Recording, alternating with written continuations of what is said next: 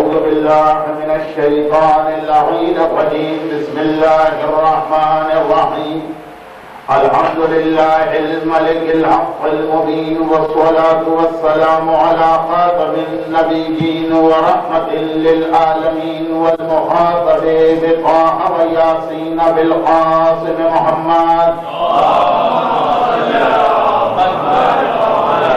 وآله وعترته الطيبين الطاهرين المعصومين المظلومين لا سيما على الإمام المنتظر والحجة الثاني عشر اللهم عجل له الفرج ولعنة الدائمة ولا أعدائهم أجمعين أما بعد فقد قال الله الحكيم في كتابه الكريم بسم الله الرحمن الرحيم ألم أعهد إليكم يا بني آدم لا تعبدوا الشيطان إنه لكم عدو مبين وقال سبحانه وتعالى ومن يعظم شعائر الله فإنها من تقوى القلوب.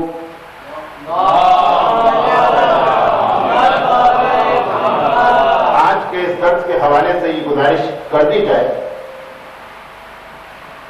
کہ ماہ مبارک رمضان سے پہلے آپ کو ان 3 مہینوں کا جو پروگرام بھیجا گیا تھا اس میں آج اس کے بعد والا اتوار اور اس کے بعد والا اتوار یہ 3 یا 4 اتوار کے الگ الگ ٹاپکس یا موضوعات تھے، لیکن وہ سارے ٹاپکس ایک دوسرے سے ایسے انٹر کنیکٹڈ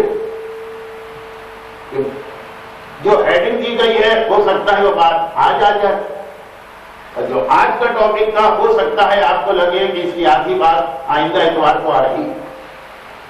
مثلا آج کے لیے ٹاپک تھا شیطان کی آزادی، آئندہ اتوار امام کی شہادت کی تاریخ ہے جس کے حوالے سے تھوڑا سا تذکرہ میں اس شب جمعہ کر چکا ہوں، اور اس کے بعد والے اتوار کا ٹاپک تھا شیطان کے ہتھیار، اور اسی طرح سے ایک اور، لیکن یہ سب آپس میں اس طرح سے ملے جلے کہ یہ سمجھ لیجئے کہ آج سے لے کے آئندہ 3 یا 4 تقاریر ایک مسلسل عنوان ہے جس کی کچھ باتیں وقت سے پہلے آ جائیں گی، یعنی جو اعلان تھا، کچھ باتیں اس دن نہیں آئیں گی، اس کے بعد آئیں گی، اور یہ سارے 3-4 ٹاپکس کو ایک ساتھ ملا دینے کی ایک اہم وجہ اس ماہ رمضان کے آخر میں وہ مسئلہ تھا جو ہر رمضان کے آخر میں دنیا کے ہر علاقے میں اس وقت پہنچ چکا، یعنی چاند کا مسئلہ۔ یہاں تک جن لوگوں کو پاکستان یا ہندوستان چھوڑے 6 سال یا 8 سال ہو چکے، وہ اگر وہ 8 سال پہلے کے حالات کو دیکھ کے یہ کہیں کہ یہ مسئلہ وہاں تو نہیں ہوتا تھا، اب ہم نے خالی یہاں دیکھا، تو یہ غلط فہمی۔ یہ مسئلہ اب وہاں بھی ہے اور اسی ہی شدت کے ساتھ ہے جس شدت کے ساتھ یہاں پر، لیکن چاند کا مسئلہ خود کوئی مسئلہ نہیں، یہ مسئلہ ایک بہت بڑے موضوع کا حصہ، اور وہ یہ ہے کہ کیا مرجع کے فتوے کو اس طرح سے ماننا کہ ایسا نظر آئے کہ جیسے شیعت میں ڈویژن ہو گیا ہے، دن ایک آدمی کے لیے ایک چیز حلال ہو رہی تو دوسرے کے لیے اسی دن وہ چیز حرام ہو رہی۔ یعنی یہ جو میں نے سوال آپ کے سامنے رکھا ہے یہ پڑھے لکھے اور سمجھدار لوگوں کہ کیا ہمیں اس طرح سے بھی مرجع کے فتوے کو ماننا؟ کچھ لوگ تو اس سے بھی بڑھ کے کہتے ہیں کہ کسی بھی مسئلے میں ہمیں ضرورت کیا ہے مرجع کی، ہم اپنے امام کی تقلید میں۔ لیکن جو سمجھدار پڑھا لکھا انسان ہے وہ اتنی بے تکی بات تو نہیں کرے گا، لیکن وہ بھی ایک لمٹ پر پہنچ کر کہے کہ اب تک تو ہم نے مرجع کا فتویٰ مانا، لیکن کیا ان حالات میں بھی یہ فتویٰ ماننا؟ اور پھر اس سے ریلیٹڈ اور بہت ساری باتیں ہیں، تو یہ تھوڑا تھوڑا کر کے موضوع 3-4 ہفتوں میں آئے گا، اس لیے کہ مجھے اس چیز کا بخوبی احساس ہے کہ ہفتے بھر کی شدید ترین مصروفیات کے بعد اس ایک دن کتنا بڑا جہاد کر کے آپ یہاں پہنچتے ہیں، اور آج تو غالباً باہر آگ برس رہی ہوگی اگر ان کی ہر خبر صحیح ہوتی، تو اس لیے میں آپ کو بہت زیادہ زحمت میں نہیں ڈالنا چاہتا، لیکن ایک آخری بات یقیناً اور عرض کرنا ہے، یہ سب تمیز کہ پچھلے اتوار کا جو ٹاپک تھا وہ اگرچہ بہت لمبا ٹاپک ٹاپک، کیونکہ پوری قادیانیت کا پوسٹ مارٹم اس میں ہے، پوری بابیت اور بہائیت، بہائی مذہب اس کی تفصیل اس کے اندر ہے، پوری وہابیت کی ڈیٹیل اس کے اندر. مگر موقع ملتا رہے گا، وقتاً فوقتاً باتیں آتی رہیں گی. اس میں ایک چیز ابھی رہ گئی تھی اور وہ آج کے ٹاپک سے ابھی ملنے والی. یہ ترغیب کے بعد آئیے آج کا جو موضوع اعلان شدہ ہے، پہلے تو ذرا سا اس کا بیک گراؤنڈ بتا دیا ہے. فریڈم آف شیطان یا شیطان کی آزادی. سورہ یاسین کی اس آیت کی تلاوت ابھی آپ نے مرحوم کے ایصال ثواب کے حوالے سے بھی سنی تھی، جو سورہ یاسین پڑھا جا رہا تھا. اور آج کا موضوع بھی الم اعہد الیکم یا بنی آدم الا تعبدوا الشیطان. خدا ہم کو یاد دلا رہا کہ کیا تم کو یاد نہیں ہے کہ بہت پہلے تم سے یہ عہد دیا جا چکا تھا. یہ دنیا میں آنے سے بھی پہلے کی بات ہے، ہم سے یہ عہد دیا جا چکا تھا. اس وقت ہم اللہ سے یہ پرومس کر کے آئے کہ ہم شیطان کی عبادت قطعا نہیں کریں. یہاں آ کے بھول گئے وہ دوسری بات ہے، مگر قرآن یاد دلا رہا. یہ نہیں کہہ رہا کہ اب عہد کرو، اب عہد کرو کی بات نہیں ہے، یہ عہد پہلے ہو گیا. اس دنیا میں ہمارے آنے سے پہلے، اور پھر یہاں پہ وہ ٹاپک چھڑ گیا جو قرآن اور سائنس میں ایک دفعہ آ چکا کہ حضرت آدم سے پہلے کیا ہے. بہرحال یہ ہم سے وعدہ اس وقت لیا گیا ہے جب حضرت آدم بھی پیدا نہیں کیے گئے. مگر اس طرف ہم کو نہیں جانا کہ پھر کب یہ وعدہ لیا گیا جب آدم بھی نہیں بنے تو ہم کہاں سے آئے. وہ ایک الگ ٹاپک ہے. بات صرف یہ ہے کہ اللہ تعبد الشیطان. خدا نے یہ کہہ کر ہمیں دنیا میں بھیجا ہے. جس طرح ہم بچوں کو کہیں لے جاتے ہیں اور یہ ڈر لگتا ہے کہ کہیں وہ شوخی نہ کریں، شرارت نہ کریں، پریشانی نہ کریں. یہ میں انڈیا اور پاکستان کے ماحول کی بات کر رہا ہوں. تو ہم ان سے کہتے ہیں کہ دیکھو اس شرط پہ لے جائیں گے کہ مثلا یہ حرکت نہیں کرتا. لیکن بچوں سے جو ہم وعدہ لیتے ہیں خود اپنے آپ کو بھول گئے کہ جب اللہ نے یہ دنیا بنائی، اس کے اٹریکشن اور لذتیں ہمارے سامنے رکھی اور ہم سے کہا تھا کہ کیا اس دنیا میں جانے کو تیار، تو ہمیں بہت پسند آئی تھی یہ دنیا. کہا تھا ضرور جائیں گے. کہا تھا ایک شرط پہ اس دنیا میں تمہیں بھیجوں، یہ پہلے سے کہہ کے جاؤ کہ اللہ تعبد الشیطان، وہاں جا کے شیطان کی پیروی نہ کرو. اس دنیا میں آنے کے بعد بہت تفصیلی حدیث ہے جسے میں نے مختصر کر کے آپ کے سامنے پیش کیا کہ دنیا ہم کو دکھائی گئی، دنیا کی ایک جھلک آئی، دنیا کا ٹریلر چلایا گیا. جس طرح سے ٹورسٹ کمپنیاں کسی ٹورسٹ اٹریکشن میں لے جانے کے لیے اپنے سووینئر یا پمفلیٹ یا چھوٹی چھوٹی ڈاکومنٹری فلم دکھاتی، اللہ نے وہ سب ہمارے سامنے پیش کر کے پوچھا تھا جاؤ گے؟ تو ہم نے کہا تھا ضرور جائیں گے، سر کے بل چل کے جائیں گے، ہر صورت میں جائیں گے. تو کہا ایک چیز پر پہلے سے دستخط کر دو کہ وہاں جا کے شیطان کی عبادت نہ کرو گے. لیکن خدا پھر یہ بھی بتا رہا کہ یہ وعدہ ہم نے کیوں کیا. خدا کو کوئی نقصان نہیں پہنچنا. انہ لکم عدو مبین. یہ شیطان تمہارا دشمن ہے، تمہیں لے جا کے ایسی جگہ گرا دے گا، پھنسا دے گا کہ پھر تم نہ زندہ رہ سکو گے نہ مر سکو گے. یہ بھی قرآن کی آیت ثم لا یموت فیہا ولا یحیا. ایک ایسی جگہ شیطان تمہیں مبتلا کر دے گا. یہ خدا پھر یاد دلائے کہ دیکھیں ہم اپنے بچوں سے جب وعدہ لیتے ہیں کہ تم جا کے فلاں جگہ پہ یہ حرکت نہ کرو، تو اس لیے تاکہ ہماری عزت بچ جائے. مقصد ہمیں اپنی عزت کو بچانا ہوتا ہے کہ خدا آپ کی کیا سوچے. قرآن نے کہا کہ ہم نے اس لیے وعدہ نہیں لیا تھا کہ خدا کا کوئی نقصان ہوتا ہے اگر تم شیطان کی بات مان، تمہارا ہی نقصان. تمہارا دشمن ہے اور کھلا دشمن، کھلا دشمن. وہ پہلی کہہ چکا کہ اے خدا آج تو مجھے اپنی بارگاہ سے نکال رہا، لأغوینہم اجمعین. میں تیرے ایک ایک بندے کو اغوا کروں گا. یہ لفظ اردو میں استعمال ہوتا ہے کڈنیپنگ کے معنوں. تیرے ایک ایک بندے کو اغوا کروں گا. تیرے ایک ایک بندے، اس کی باڈی نہ صحیح، اس کا فزیکل وجود نہ صحیح، اس کے ایمان کو کڈنیپ کر کے لے جاؤں گا. اور یہ پھر یہاں سے ایک الگ بات. اب یہ وعدہ کیا ہم نے خدا، اس شرط پر ہم کو یہاں بھیجا گیا. پورا سال ہم شیطان کے پیچھے چلتے رہے. لیکن اب ایک بہت ہی اہم حدیث جسے ہم اس طرح سے نہیں سنتے ہیں جو اس کا حق، سنتے ضرور جو اس کا حق. اور وہ کیا ہے؟ وہ یہ کہ ہمارے ملک میں اس بات کا ہم نے ایک مشاہدہ کیا کہ اگر کوئی آدمی ہماری وجہ سے جیل چلا گیا، خاص طور پر آج کل کے جو قتل و غارت گری کا ماحول ہو چکا، ٹیررزم کا ماحول ہو چکا، وہاں فرض کیجئے کہ اس نے ہماری دکان میں ڈاکہ ڈالا تھا ایک چوری کی، اور اس لیے پکڑ کے جیل بھیجا گیا. ہمارا کوئی تعلق بھی نہیں اس مسئلے سے، سمجھتا تعلق کہ ہم نے جا کے پولیس میں رپورٹ کرائی تھی کہ ہمارے یہاں چوری ہو گئی ہے، پولیس نے خود ہی تحقیق کر کے مجرم پکڑ کے جیل میں ڈالا. وہ جاتے جا کے کہہ کے جاتا کہ تمہاری وجہ سے میں جیل میں جا رہا ہوں، بس انتظار کرو، کسی دن تو مجھے رہائی ملے گی، پھر آگے میں بدلا لوں. اور لیا جاتا ہے چاہے اس میں ہمارا کوئی دخل بھی نہ ہو. ایسے بھی کیسز ہوئے کہ ہم نے پولیس میں رپورٹ بھی نہیں لکھوائی. مگر جب وہ مجرم پکڑا گیا تو کہا کہ اس کے جرائم میں جرم یہ ہے کہ فلاں صاحب کے ہاں اس نے یہ نقصان کیا، اور وہ ریونج یا انتقام کی بات کر کے جاتا اور واپس آ کے یہ انتقام لیتا. یہ تو ایک آنکھوں دیکھی بات. ہم نے سنا رومن امپائر میں یہ ایک دستور تھا، اگرچہ اور بہت سارے ظالم بادشاہوں کے یہاں یہ اصول رہ چکا ہے، لیکن میڈیا چونکہ آج کل ویسٹ کے ہاتھ میں ہے تو زیادہ پھیل گئی کہ وہ شیر کو بھوکا رکھتے تھے اور قید رکھتے تھے، اور اتنا زیادہ بھوکا رکھتے تھے. اس کے بعد جو بھی ان کا مجرم ہوتا اسے بھرے مجمع میں، آج کی روم میں وہ جگہ تو موجود، وہاں پہ ایک مرتبہ اس مجرم کو لایا گیا. اس سے ہمارا تعلق نہیں ہے کہ وہ صحیح تھا کہ غلط تھا، میں تو ایک بات عرض کر رہا ہوں. اور اس کے بعد بھوکے شیر کو اس پہ چھوڑ دیا جاتا. نارمل حالات میں ایک شیر جس طرح سے اپنے شکار کا خاتمہ کرتا، یہ بھوکا شیر جو کئی دنوں تک پہلے بھوکا رکھا گیا، اس کے اٹیک کرنے کا طریقہ بالکل مختلف ہوتا. ایک عام شیر جب اس کو بھوک لگی ہوگی یقیناً وہ اٹیک کرے گا اور اپنا شکار حاصل کرے گا، مگر وہ جو عام بھوک ہے وہ الگ چیز ہوتی ہے، اور جو کئی دنوں یا کئی ہفتوں یا کئی مہینوں کا بھوکا ہے اس کے اٹیک کرنے کا طریقہ الگ ہوتا ہے.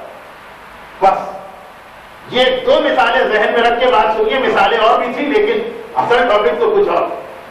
حدیث اور انتہائی معتبر حدیث کہ اللہ رمضان کے مہینے میں ایک مہینے کے لیے شیطان کو قید کر دیتا.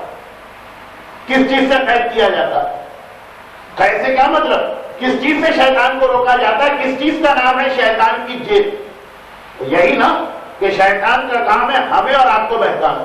ایک مہینے کے لیے اس کو جیل میں ڈال دیا. کہا بس یہ ایک مہینہ وہ ہے کہ جب میرے بندوں پر تیرا کوئی کنٹرول نہیں رہے. ویسے اللہ نے خود شیطان کو اتنی پاور سے دی کہ کبھی تو ہم سوچتے کہ ہم سے تو شیطان اچھا لگ رہا. اللہ نے ہمیں اتنی مصیبتوں میں رکھا ہے، شیطان کو اتنی زیادہ سہولتیں اور فیسلٹیز دی. دیکھیے اس کو رزق کا کوئی مسئلہ نہیں. ہمارا آج جاب ہے کل نہیں ہے، اور انڈیا اور پاکستان اور تھرڈ ورلڈ کنٹریز میں تو آپ کو پتا کہ یہ مالی پریشانی کتنی بڑی. صحت کا مسئلہ، بیماری کا مسئلہ، رزق کا مسئلہ، دشمنوں کا خوف، عمر کا مسئلہ. شیطان ہر چیز سے بے فکر اور بے نیاز. نہ کبھی اس کا رزق کا پرابلم کہ اس کو کہیں سے ہائر یا فائر کر دیا گیا، نہ کبھی اس کے بعد بیماری کا مسئلہ کہ کوئی بائی پاس کا آپریشن ہو رہا ہے یا کوئی اور ایسی سرجری ہو رہی، نہ کوئی اس کی عمر کا مسئلہ. بڑی اس کو فیسلٹیز ملی. مگر یاد رکھیں کہ شیطان کو جتنی فیسلٹیز ملی یہ خود ہمیں بھی ایک امید دلاتی. کیوں امید دلاتی ہے؟ اس کی حدیث آئے گی ضرور لیکن آج اب شیطان ہر طرح کی خاص طور پہ سب سے بڑی سہولت یہ ہے کہ وہ آنن فانن ودن سیکنڈ دنیا کے جس علاقے میں پہنچ کے جس کو چاہے بہکا سکتا. یہ پاور کس طرح سے وہ ہمارے گھروں میں داخل ہو جاتا. مگر ایک مہینہ رمضان کا ایسا کہا کہ فتح اس مہینے میں تمہارا کوئی کنٹرول کسی پہ نہیں چلے گا. اس کو جیل میں ڈال دیا گیا، اسے قید کر دیا گیا. اب پھر ایک اور سوال سامنے آتا ہے، اس کا جواب رمضان میں لیجیے گا اگر میں رمضان تک آپ کے درمیان رہا، کہ اگر رمضان ایک مہینے کے لیے جیل میں، شیطان ایک مہینے کے لیے جیل میں چلا گیا تو رمضان میں بھی تو گناہ ہو رہے ہیں. یہ گناہ کون کرا رہا؟ اگر ایک مہینے کے لیے شیطان جیل میں ہے تو اس ایک مہینے کوئی گناہ نہیں ہونا چاہیے، پھر یہ ایک مہینے کون گناہ کرا رہا؟ اس کا تو وہی جواب ہے کہ اگر شیطان ہر ایک کو بہکاتا ہے تو کوئی شیطان کو کس نے بہکا ہے. یا اس کا ایک اور جواب، دبئی میں میرے ایک محترم دوست ہیں محمد سلیمان خین جی، انہوں نے اس کا جواب دیا. انہوں نے کہا پہلے میری سمجھ میں بھی نہیں آتا تھا، جب سے یہ ریموٹ کنٹرول چلا تب سمجھ میں آ گیا کہ آدمی گھر بیٹھے بھی ہر وہ کام کر سکتا ہے کہ پتا چلا شیطان جیل میں، ریموٹ کنٹرول تو اس کے ہاتھ میں ہے نا، جو آپ کبھی غلام حیدر بھائی کے ہاتھ میں، کبھی ممتاز صاحب کے ہاتھ میں دیکھتے. تو ہے خلاصہ یہ کہ بہرحال یہ ساری باتیں اپنی جگہ بحثیں رہیں، مگر یہ طے شدہ بات ہے کہ ایک مہینے کے لیے شیطان جیل قید. ایک مہینے کے لیے شیطان ہم سے گناہ نہیں کرواتا. اس مہینے میں جو گناہ ہم کرتے ہیں وہ خود کرتے ہیں، اس کی پوری ذمہ داری ہم پہ آتی ہے. مگر جس نے اپنی کریشن کا پرپس یہ بنا لیا کہ میرا کام ہے لوگوں سے گناہ کروا، اور خدا کے سامنے دیکھیں فیس ٹو فیس کوئی بات کہنا کتنا مشکل ہوتا. آپ کو کسی عالم سے بھی کبھی اس چیز کا یہ آپ کا ایکسپیرینس ہو کہ کسی بات سے آپ کو اختلاف ہے، آپ کو ان کی کوئی بات پسند نہیں، آپ ان کے کسی طریقے میں چینج چاہتے ہیں، اور بالکل صحیح بات بھی، تب بھی منہ میں کہتے ہوئے ذرا آدمی جھجک جاتا، ذرا شرم آ جاتی، ذرا لحاظ ہو جاتا، کسی اور ذریعے سے بات کرتا. اور کہاں شیطان کا وہ کریج اور ہمت دیکھیے کہ فیس ٹو فیس اللہ سے کہہ رہا لَأُغْوِيَنَّهُمْ أَجْمَعِينَ، خدا بندہ مجھے یہاں سے نکال رہا مگر کیا میں چھوڑوں گا تیرے بندوں؟ ایک ایک اجمعین، ایک ایک بندے کو میں بیٹھاؤں جس نے اپنا زندگی کا مشن یہ بنا لیا کہ جس اللہ نے مجھے یہاں سے کک آؤٹ کر کے نکالا اب اسی کے بندوں کو بیٹھانا. 1 مہینے جب اس پر ریسٹرکشن آ گئی کہ نہیں بیٹھا سکتے ہو جیل میں، تو جب وہ نکلے گا اس قید سے تو اس کی کیا حالت ہو؟ وہ رومن امپائر کا بھوکا شیر وہ تو کیا اٹیک کرے گا کسی انسان پر، جس طرح سے شیطان اٹیک کرتا ہے پہلی شوال سے. دیکھیے 3-4 مہینے کے بعد ذرا اس کا غصہ ٹھنڈا پڑ جاتا، 3-4 مہینے کے بعد کافی لوگوں کا شکار کر چکا ہوتا، اس کا پیٹ بھر جاتا، اس کے بعد نارمل ہو جاتا. لیکن یہ شوال، یہ ذیقعدہ 1-2 مہینے، ذرا بھی کامن سینس آپ کے پاس ہے تو بات سمجھ میں آئی کہ کس طرح سے شیطان ہم کو بیٹھتا تھا. اور اس کی ایک مثال خود یہی مسئلہ کہ پورے ماہ رمضان کی محنتیں شب عید سے لے کر عید کا دن ختم ہونے تک کس طرح ضائع کر دی جاتی. پہلا دن تو پورا ایسا گزرتا کہ جو اسلام ایک عام مومن کے اتنے احترام کا قائل، ایک عام مومن کہ جب اللہ کے رسول نے مکے کو ریکیپچر کیا، فتح مکہ، اور خانہ کعبہ مسلمانوں کے ہاتھ میں دوبارہ آ گئے. 8 سال تک مسلمان خانہ کعبہ سے محروم رہے. چنانچہ اب جو پہنچے تھے تو بڑے جوش کے ساتھ پہنچے، اور بس نہیں چل رہا تھا لوگوں کہ کھانا بھی چھوڑ دے، پینا بھی چھوڑ دے، آرام بھی چھوڑ دے، نیند بھی چھوڑ دے، ہر وقت خانہ کعبہ کی زیارت اور عبادت میں لگے رہے. وہی بات جو مثالیں اب تک میں نگیٹو سینس میں دے رہا تھا، پوزیٹو سینس کہ 8 سال تک عبادت سے روکا گیا، اب جو وہ جا رہے ہیں یہ مسلمان تو عجیب ان کی حالت. اور ادھر جہاں بھی 2 مومن ایک دوسرے کے ساتھ بیٹھتے ڈسکشن شروع ہو جاتا ہے کہ ہم یہاں کیوں بیٹھے، چلو خانہ کعبہ میں اس کا اتنا ثواب، خانہ کعبہ کے طواف کا ثواب، خانہ کعبہ کی زیارت کا ثواب، خانہ کعبہ میں انٹر ہونے کا ثواب، خانہ کعبہ کے صحن میں نماز پڑھنے کا ثواب، خانہ کعبہ کے صحن میں قرآن کا ثواب. یہی ایک ٹاپک تھا، اور یہی اس وقت مسلمانوں کی ایک ڈیوٹی رہ گئی، اور یہی ایک کام ہے، کوئی ان کا اس وقت بزنس نہیں. جب پیغمبر نے یہ دیکھا لوہا گرم، اس وقت مسلمان خانہ کعبہ 8 سال کے بعد آئے تو اتنی محبت اور خانہ کعبہ کا اتنا احترام ان کے دلوں میں کہ پیغمبر نے خانہ کعبہ کے دروازے کو پکڑ جو فیس کیا مجمع، تو آپ کو یاد ہوگا کہ شعبان میں خطبہ میں نے پڑھا، وہ اپنی جگہ اسی خطبے سے پہلے کا یہ خطبہ ایک مرتبہ کہا کہ اے مسلمان، کیا تمہیں معلوم کہ بارگاہ الہی میں اس خانہ کعبہ کا اسٹیٹس کتنا زیادہ بلند؟ یہ پچھلے اتوار کا ذرا سا ٹاپک مل گیا. مسلمانوں نے کہا اللہ کے رسول، شاید عام دنوں میں بھول جاتے، آج کل ہر ایک کو یاد، خانہ کعبہ سے زیادہ افضل اس دنیا میں کوئی جگہ نہیں ہے اللہ کی نگاہ، ہمیں معلوم. پیغمبر نے کہا مگر سنو، اب اگر کوئی آ کر اس خانہ کعبہ کو ڈیمولش کرے اور آ کر اس کو تباہ کرے تو کتنا بڑا گناہگار ہو. مجمع کام گیا، لوگوں نے کہا اللہ کے رسول ہم یہ تصور نہیں کر سکتے. ابراہ کا واقعہ عرب کے زمانے میں نیا واقعہ، یعنی تقریباً 50 سال ہوئے، بہت پرانی بات نہیں. لوگ کہاں اٹھے کہ اتنا بڑا گناہگار. ابھی سورہ یاسین میں آپ نے ایک آیت سنی کہ اللہ کہتا ہے کہ وَلَوْ شَاءَ، اگر ہم چاہیں نا فَصَلْنَاهُمْ عَلَىٰ مَكَانَتِهِمْ، گناہگار پہ وہیں بیٹھے بیٹھے عذاب نازل کر سکتے ہیں. لیکن اللہ کو کس بات کی جلدی؟ خانہ کعبہ کی عزت اتنی بڑی چیز کہ فوری عذاب آیا. ابراہ والا واقعہ ہم آج 1400 سال کے بعد کی جانتے ہیں، وہاں تو ابھی 50 سال گزرے. چنانچہ لوگوں نے کام کے کہا اللہ کے رسول اس سے بڑا گناہگار کون ہوگا جو خانہ کعبہ پہ اٹیک کرتا؟ پیغمبر نے کہا لیکن سنو، اللہ کے یہاں ایک مومن کی عزت اور احترام خانہ کعبہ سے زیادہ اہم. اگر کوئی شخص کسی مومن کی توہین کرتا، اگر کوئی شخص کسی مومن کی انسلٹ کرتا، اگر کوئی شخص کسی مومن کو ذلیل کرتا، تو خانہ کعبہ کو گرا دینا چھوٹا گناہ مومن کی توہین اور تذلیل کے مقابلے مومن کا رتبہ اس سے بھی بڑا. اور یہ بات کس مومن کی ہو رہی؟ یہ بات ایک عام مومن کی ہو رہی. ایک عام مومن، بالکل نارمل مومن، ایک بالکل ایوریج مومن، اس کا اتنا زیادہ اسٹیٹس کہ اگر اس کی توہین کی جائے تو خانہ خدا کو گرا دینے کا عذاب کم ہے اور اس کا عذاب زیادہ بڑا. روایت گناہان کبیرہ کتاب میں دستغیب شیرازی شہید نے بھی لکھی.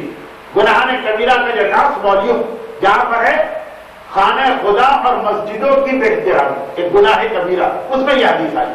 پیغمبر نے کہا مگر مسجد تو چھوڑیے، خانہ کعبہ کی بات ہو رہی، اس سے بھی زیادہ ہائی اسٹیٹس ایک عام مومن کا. تو جب ایک عام مومن کا اسٹیٹس اتنا بلند، تو اگر وہ عام مومن نہ ہو بلکہ مرجع وقت اور نائب امام، غیبت میں امام زمانہ کی طرف سے مقرر کیا حجت خدا، اگر اس کی توہین کی جا رہی، ایک عام مومن کی توہین خانہ خدا سے زیادہ بڑا گناہ بن جاتا. تو نائب امام کی توہین، اور عجیب بات یہ ہے کہ سارا سال اس کی توہین نہیں ہوتی. پورے رمضان کی عبادتیں کر کے مومن ابھی بیٹھا، جس دن متقی پرہیزگار پورے مہینے کے اثرات سے اسی دن بدترین گناہان کبیرہ میں سے گناہ کر رہا. میں نے ایک مرتبہ پھر آپ کو وہ حدیث یاد دلا دوں تاکہ عام مومن اور مرجع کا فرق واضح ہو جائے. دیکھیے اسلام اس بات کا قائل، اگر کہ ہیومینٹی اور مساوات ہے، لیکن کئی جگہوں پہ لوگوں کے اسٹیٹس کو اسلام نے مانا. ایک عام مومن کی مدد کرو ثواب، اور اگر وہ تمہارا بلڈ ریلیٹو ہے اس کا ثواب ڈبل ہو گیا، کیونکہ اس میں مومن بھی آ گیا، صلہ رحمی بھی آ گیا. اور اگر والدین، اس کا ثواب اور زیادہ. اور یہی مسئلہ الٹا بھی والدین کے حوالے سے سنیں، ایک عام مومن کی انسلٹ کی جائے اور والدین کی توہین کی جائے، کبھی دونوں برابر گناہ نہیں. اسی طریقے سے ایک عام مومن کی توہین اور نائب امام، جس کے بارے میں وہ امام پکار کے کہہ دے کہ جن کی شہادت یا 15 شوال کو تھی جو ابھی جمعرات گزری، یا 25 شوال کو ہے جو آئندہ اتوار کو مجلس ہو رہی، یعنی صادق آل محمد امام جعفر صادق علیہ السلام. لیکن شوال کا مہینہ چھٹے امام کا مہینہ، تفصیل میں اس شب جمعہ کی مجلس میں بتا چکا ہوں، دوبارہ نہیں دوہرا رہا. یہ تاریخ چھٹے امام کی شہادت کی تاریخ ہے، جس کے بارے میں وہ پکار کے کہے کہ یاد رکھو فَإِنِّي جَعَلْتُهُمْ عَلَيْكُمْ حَاكِمًا، یہ جو مرجع، یہ جو مجتہد، اس کو میں تم پر حاکم بنا کے جا رہا ہوں. اور رَادُّ عَلَيْهِمْ كَالرَّادِّ عَلَيْنَا، جس نے ان کی بات کو ٹھکرایا ایسا جیسے اس نے ہماری بات کو ٹھکرایا. اور وہ رَادُّ عَلَيْنَا كَالرَّادِّ عَلَيْنَا، اور جس نے ہماری بات کو رد کر دیا، ٹھکرا دیا، ریفیوز کر دیا، ایسا ہے جیسے اللہ کی بات کو رد کیا. وہ رَادُّ عَلَيْنَا عَلَى حَدِّ الْكُفْرِ بِاللَّهِ، اور جو اللہ کی بات کو ٹھکرا دے وہ گویا کفر کی منزلوں میں داخل ہو گیا. کفر ایک ہے آپ کہیں گے اللہ کو نہیں مانتا، اور ایک یہ بھی کفر میں آتا ہے کہ اللہ کو مانتا ہوں اللہ کی بات کو نہیں مانتا. سورہ مائدہ کی 44ویں آیت، بہرحال ادھر نہیں جا رہا. امام کہہ رہے میں نے ان کو تم پہ حاکم بنایا، میں نے فَإِنِّي قَدْ جَعَلْتُهُ عَلَيْكُمْ حَاكِمًا، میں اسے تم پہ حاکم بنا کے جا رہا ہوں. چنانچہ اس کی عزت میری عزت ہے، اس کی توہین میری توہین. اور یہ ساری دنیا میں اصول چلتا ہے، ساری دنیا میں یہ اصول چلتا کہ حکومت کی آپ معمولی سے نمائندے پہ حملہ کریں گے وہ اسٹیٹ پر حملہ مانا جاتا. میں بہت تفصیل میں نہیں جا رہا، ابھی وہ تو آئے گی بات.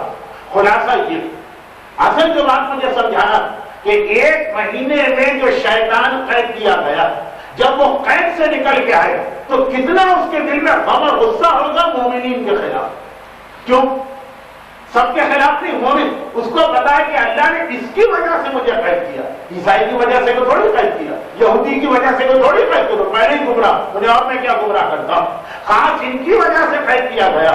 چنانچہ وہ کہتا ان کو تو نہیں بخشوں گا چاہے ہر ایک کو بخشوں. اور پہلا ہی اٹیک اس کا شروع ہو جاتا. یہ ساری بات ہو رہی ہے دیندار مجمع سے، اس لیے کہ جو بالکل ہی لاپرواہ قسم کا مجمع، اس سے کوئی غرض ہی نہیں ہے کہ رمضان کب آیا کب گیا، عید کب آئی کب گئی، اسے سے کیا تعلق. یہ تو بات ان کی ہے جن کو فکر یہ کھائی جا رہی کہ آج ہمیں روزہ رکھنا ہے کہ عید منانا. ان کی زبان میں یہ جملے آتے ہیں تو بالکل وہ فلمیں ذہن میں تازہ ہو جاتی، جس میں بھوکے شیر کو اٹیک کرتے ہوئے دکھایا جاتا ہے ان غلاموں کے اوپر جس شیر کو کئی ہفتوں سے بھوکا رکھا گیا. اے صاحبان ایمان، پورے سال کے مقابلے میں شوال کے مہینے کو اس لیے زیادہ خطرناک مہینہ سمجھتا ہوں کہ اس مہینے میں شیطان کو اپنے ایک مہینے کی قید کا ہم سے بدلہ لینا. اب اس کے بہت سارے طریقے ہیں. مرجے کی بات تو اس لیے آ گئی کہ ٹاپک بنا، خالی مرجے نہیں، اور بھی بہت ساری باتیں جو میں نے رمضان کی آخری تقریر میں عرض کی کہ عید کے حوالے سے جو بے حجابی ہوتی ہے، عید کے حوالے سے جو مکس گیدرنگ ہوتی ہے، عید کے حوالے سے جو میوزک ہوتا ہے، عید کے حوالے سے جو ڈانس ہوتے ہیں، عید کے حوالے سے اور جو کچھ خرافات ہوتی ہے، وہ سب اس میں آ گئی. خالی یہ چیز نہیں، یہ تو آج کا ٹاپک ہے اس لیے اس کو نمایاں کیا. اصل چیز یہ کہ شوال کا مہینہ ہر سال ہمیں بہت زیادہ احتیاط سکھاتا کہ دیکھو اس مہینے کے اندر اس کو بدلہ لینا. اور 2 ہفتے بعد کا جو ٹاپک ہے شیطان کے ہتھیار، اس کے ٹولز، اس کے ویپنز کس طرح ہم پہ اٹیک کرتا، اس میں سے ایک بات جو اس دن بھی آئے گی آج بھی آ رہی، اور اس میں یہ شیطان اب ہم سے انتقام لینا چاہتا ہے، بدلہ لینا چاہتا ہے، ریونج لینا چاہتا ہے. اس میں سب سے بڑی چیز اس کے پاس ہے مومن کی جہالت، لیک آف نالج، کمی. دیکھیں یہ بہت بڑا مسئلہ ہے صاحبان ایمان کے ساتھ. مومن اس طرح سے کبھی بھی نہیں گمراہ ہوگا جس طرح سے یہودی اور عیسائی گمراہ ہوگا. مومن کا سب سے ویک پوائنٹ بنتا ہے وہ یہ کہ وہ یہ سمجھتا ہے کہ چونکہ میں نے باب مدینۃ العلم کو تھام لیا اس لیے اب مجھے کوئی علم حاصل کرنے کی ضرورت نہیں. علم سے یہاں مراد دنیاوی علم نہیں. میں نے اس سے پہلے بھی ایک بار بات عرض کی، دنیاوی علم کے اعتبار سے ابو جہل سے زیادہ پڑھا لکھا انسان پورے عرب کی ہسٹری میں کوئی نہیں ہوتا. اور اللہ کے رسول نے اسی کو ٹائٹل دیا کہ یہ ابو جہل. ابو جہل کو اردو میں اگر کہا جائے تو کہا جائے گا پڑھا لکھا جاہل. ایک ہوتا ہے انگوٹھا چھاپ جاہل، ایک ہوتا ہے پڑھا لکھا جاہل. ماشاءاللہ ایم اے بھی ہے، پی ایچ ڈی بھی ہے، ڈاکٹر بھی ہے، انجینئر بھی ہے، چارٹرڈ اکاؤنٹنٹ بھی. باتیں سنی تو کیسا جاہل. اب آئیے وہ حدیث میں پھر پڑھوں جس کے لیے میں نے آپ کو بار بار تیار کیا کہ 2-3 تقاریر چھٹے امام کا بھی موضوع ذہن میں رکھ کے سنیے گا. گرچہ ہمارے یہاں سارا سال جو مجالس ہوتی سب سے زیادہ حدیثیں ہم کو چھٹے امام ہی کی پڑھنا پڑتی ہیں. اس کا ریزن اس جمعرات کو گزر گیا، امام نے ہی علم پھیلایا. مگر یہ درس میں تو خاص طور ایک دن امام سے پوچھا ہے، چھٹے امام سے کچھ سپرلیٹو ڈگریز پوچھی گئی، سپرلیٹو ڈگری، اور دونوں انداز سے نیگیٹو اور پازیٹو دو. مولا سب سے بڑا چور کون؟ اب جو بھی اس کا انگلش میں ورب ہوگا اس کی جو سپرلیٹو ڈگری ہوگی، جو نام ہوگا نام کی سپرلیٹو ڈگری وہ خود بنائے. سب سے بڑا چور کون؟ اور مولا سب سے بڑا مثلاً گناہگار کون؟ اور مولا دنیا کا سب سے بڑا جاہل کون؟ اور پھر ادھر اچھائی والی کہ سب سے بڑا نیکوکار کون ہے، سب سے بڑا نمازی کون ہے. اس طرح سے تقریباً 25 باتیں امام سے ایک دن ایک آدمی نے پوچھی. اب اس کا جواب بڑا انٹرسٹنگ ہے، لیکن بہرحال آج کا ایک ٹاپک ہے، اس میں سے صرف 2-3 باتیں بتا رہا ہوں تاکہ یہ حدیث آپ کے دل میں شوق پیدا ہو. غالباً تہذیب الاسلام کے آخری چیپٹر میں یہ حدیث پوری موجود، یا پوری نہ صحیح تو 2/3 تو موجود. خیر 2-3 بات. امام نے کہا دنیا کا سب سے بڑا چور، سب سے بڑا چور وہ ہے کہ جو نماز بہت جلدی پڑھتا. جلدی کا مطلب بہت فاسٹ. کیوں؟ اس لیے کہ نماز جلدی کا مقصد یہ ہے کہ نماز میں چوری کرو. سجدہ پورا نہیں، رکوع پورا نہیں، 3 مرتبہ سبحان اللہ کہنا میں 2 کے بعد اس کی گردن اٹھ گئی، کہے گا 3 مرتبہ. لیکن واجب تو یہ ہے کہ 3 مرتبہ سبحان اللہ اس وقت کہا جائے جب رکوع میں گردن جھکی. یہ 2 مرتبہ کہے گا، تیسری مرتبہ اٹھتے وقت کہے گا. اسی طرح سجدے کے اندر کتنی جلدی کہ پورے 7 اعضاء کی زمین پہ نہیں لگے اور سجدہ جو ہے اس میں سر اٹھا لیا. بہت ساری اور باتیں میں یہ آج کا ٹاپک نہیں. یہ سب سے بڑا چور کیوں بھائی؟ یہ سب سے بڑا چور کیسے ہو گیا؟ اس لیے کہ ہم چور بندے کے مال پہ ہاتھ ڈالتے، اس نے اللہ کے مال پہ ہاتھ ڈالا. ہمارا تو خاص اللہ کا مال ہے نا، پیغمبر سمجھا ہے، میں نہیں کہہ رہا ہوں ایک چیز. اور سب سے بڑا نمازی کون؟ کہا جس کا خلوص سب سے لمبا ہوگا. پوری نماز کے اندر ثواب کے اعتبار سے خلوص اگر پورا نہیں ہو جائے تو کیا کہتے ہیں؟ البتہ ہر چیز کی وضاحت ہاتھ کے ہاتھ کرنا پڑتی ہے ورنہ غلط فہمیاں ہو جاتی ہیں.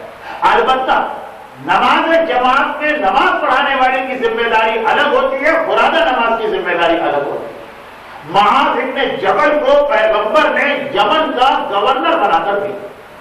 یہ بات کب کی ہے؟ جب مکہ ریکیپچر ہو گیا 8 ہجری، تو 2 سال پورا عرب پیغمبر کے ہاتھ میں تھا، تو پورا ایک ایڈمنسٹریشن کہ پروونس بنائے پھر گورنر بھی. یمن کا گورنر معاذ کو بھی، اور ہر سال گورنر کی یہ ذمہ داری ہوتی کہ وہ مدینے میں آ کر پوری رپورٹ دے کہ سال بھر کیا ہوا. تو انٹرنیٹ وغیرہ کا زمانہ تو تھا نہیں، گورنر کو مدینے میں آنا ہوتا، اور جن لوگوں سے اس کو کوئی کمپلین ہوتی ہے یا لوگوں کو اس کے خلاف کوئی کمپلین ہے ان کو بھی مدینے آنا ہوتا. پیغمبر نے کہا معاذ یمن میں یہ سال کیسا گزرا؟ معاذ نے ڈیٹیل بتائی. پیغمبر نے ایک سوال کی، یہ بھی مومن کا ایک ویک پوائنٹ، نماز کی بات سننے کو تیار نہیں ہوتا، بلکہ جہاں نماز کی بات کسی نے چھیڑی. اب تو ایسے بھی مومنین دنیا میں پیدا ہو گئے، انہوں نے کہا یہ وہابیت پھیلائی جا رہی ہے. یہ آج تک سمجھ میں نہیں آیا کہ نماز کی بات اور وہابیت اس میں ربط اور رشتہ کیا. جس نماز کو حسین نے بچایا اس نماز کا نام لینا یہ وہابیت کہاں سے بن گئی؟ خیر یہ ایک بات کی چیز. لیکن پیغمبر پہلا سوال، معاذ یہ بتا نماز کی کیا حالت؟ کیا مطلب نماز؟ کہ تم جو نماز پڑھاتے ہو کتنے لوگ نماز کو اٹینڈ کرتے ہیں؟ جب نبی یا امام کا اپوائنٹڈ آدمی نماز پڑھائے تو نماز جماعت واجب ہو جاتی ہے. خیبر کے اندر نماز جماعت واجب نہیں، لیکن اگر نبی اور امام کا اپوائنٹڈ آدمی ہے اس میں جانا پڑے. تو یہ تو پیغمبر کی طرف سے اپوائنٹڈ کا اللہ کے رسول لوگ آتے ہیں. اب اتنا ریگولر تو کوئی نہیں ہو سکتا، لیکن اٹینڈنس ٹھیک ٹھاک رہتی. البتہ ایک آدمی ایسا تو نہیں آتا نماز کے، اور وہ بھی آیا ہوا تھا مدینہ سے. پیغمبر نے اس کو بلوا لیا، کہا تمہارے خلاف یہ کمپلین آئی. اس نے کہا اللہ کے رسول مگر میری بات کو سنی. کہا اسی لیے تو بلایا، تم سنو. کہا کہ میں ایک کام والا ہوں، میرا بزنس، میں نماز کے لیے آنے کو تیار ہوں، مگر یہ ہاتھ کے پیش نماز اتنی لمبی نماز پڑھاتے ہیں کہ میرے بہت سے ضروری کام چھوٹ جاتا. میں ایک آدھ دفعہ آیا، اس کے بعد مجھ میں ہمت نہیں ہوئی ایسی نماز پڑھنے. پیغمبر نے مجمع عام کے اندر پلٹ کے معاذ سے کہا معاذ الٹی چھری سے مسلمانوں کو ذبح کر رہے. گھر میں جتنی لمبی چاہے نماز پڑھو وہ تمہارا مسئلہ ہے اور اللہ کا مسئلہ. نماز جماعت میں تمہیں ویکسٹ آدمی کا خیال کرنا، نہ اتنی مختصر نماز ہو کہ وہ اللہ کے مال میں چوری کہلائے، اور نہ اتنی لمبی نماز کر دو کہ لوگوں کے ضروری کام رک جائیں. اے معاذ، پھر یہ حدیث پیغمبر نے ارشاد فرمائی جو آج تک ہر مرجع اس پر فتویٰ دیتا کہ جب بھی نماز جماعت پڑھاؤ یہ دیکھو کہ اس صفوں میں سب سے کمزور آدمی کون سا، اس کا خیال کرتے ہوئے تمہیں نماز جماعت پڑھانا. چنانچہ شارٹیسٹ پاسبل نماز. یہ بات صرف اس لیے آ گئی کہ قنوت کے حوالے سے ہو سکتا ہے کہ کسی کے ذہن میں کوئی شک پیدا ہو. اور اب میں یہاں پر چلے نہیں، بات بہت پھیل رہی ہے، ورنہ اپنے مراجع میں سے بہت ہی ہے مرجع اعلیٰ مرشی کی نماز آپ کے سامنے پیش کرتا. جماعت کا حکم الگ ہے فرادہ نماز سے.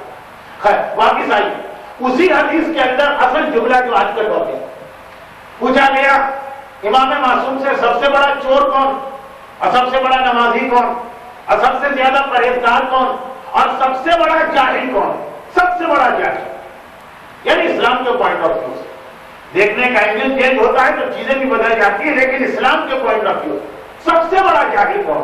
کا دنیا کا سب سے بڑا جاہل کون کہ اگر تم اس سے زمینوں کی بات پوچھو تو بتا دے، آسمانوں کی بات پوچھو تو بتا دے، انسانوں کے بارے میں پوچھو تو بتا دے، دریاؤں کے بارے میں پوچھے تو بتا دے، مگر اس سے اتنا پوچھو کہ حلال خدا کیا ہے، حرام خدا کیا ہو، اس کا جواب میرے پاس ہے. جب سے انٹرنیٹ لوگوں کے پاس آیا ہے اس وقت سے تو ایسے جاہل اور سامنے آ جائیں. ایک مرتبہ بٹن دبایا، دنیا کی جو چیز پوچھنا ہے وہ آپ کو بتا دے. زمین کی بات، آسمان کی بات، سیاروں کی بات، ستاروں کی بات، گلیکسیز کی بات، یونیورس کی بات، ہسٹری کی بات، جیوگرافی کی بات، جیولوجی کی بات. لیکن صرف اتنا پوچھ لیا جائے کہ تم یہ بتاؤ کہ اللہ نے تمہیں کریٹ کر کے کیا چیزیں تم پہ حرام کی. کوئی انسلٹ نہیں کرے، شریعت کی توہین نہ کرے، یہ میری نالج میں نہیں. امام نے کہا یہ دنیا کا سب سے جاہل انسان. اسی بدل کے کہا گیا یہ وہ ہے جو باقی ہر چیز جانتا ہے بس یہی بات نہیں جانتا. اسی حوالے شیطان اسی مومن کی اسی کمزوری سے فائدہ اٹھاتا. جیسا کہ آپ نے مولا کا بہت ہی مشہور فرمان سنا. یہ تو ساری فضائل کی حدیثیں، میں اس کی تفصیل میں نہیں جا رہا، پھر وہاں کی اشارہ کر رہا.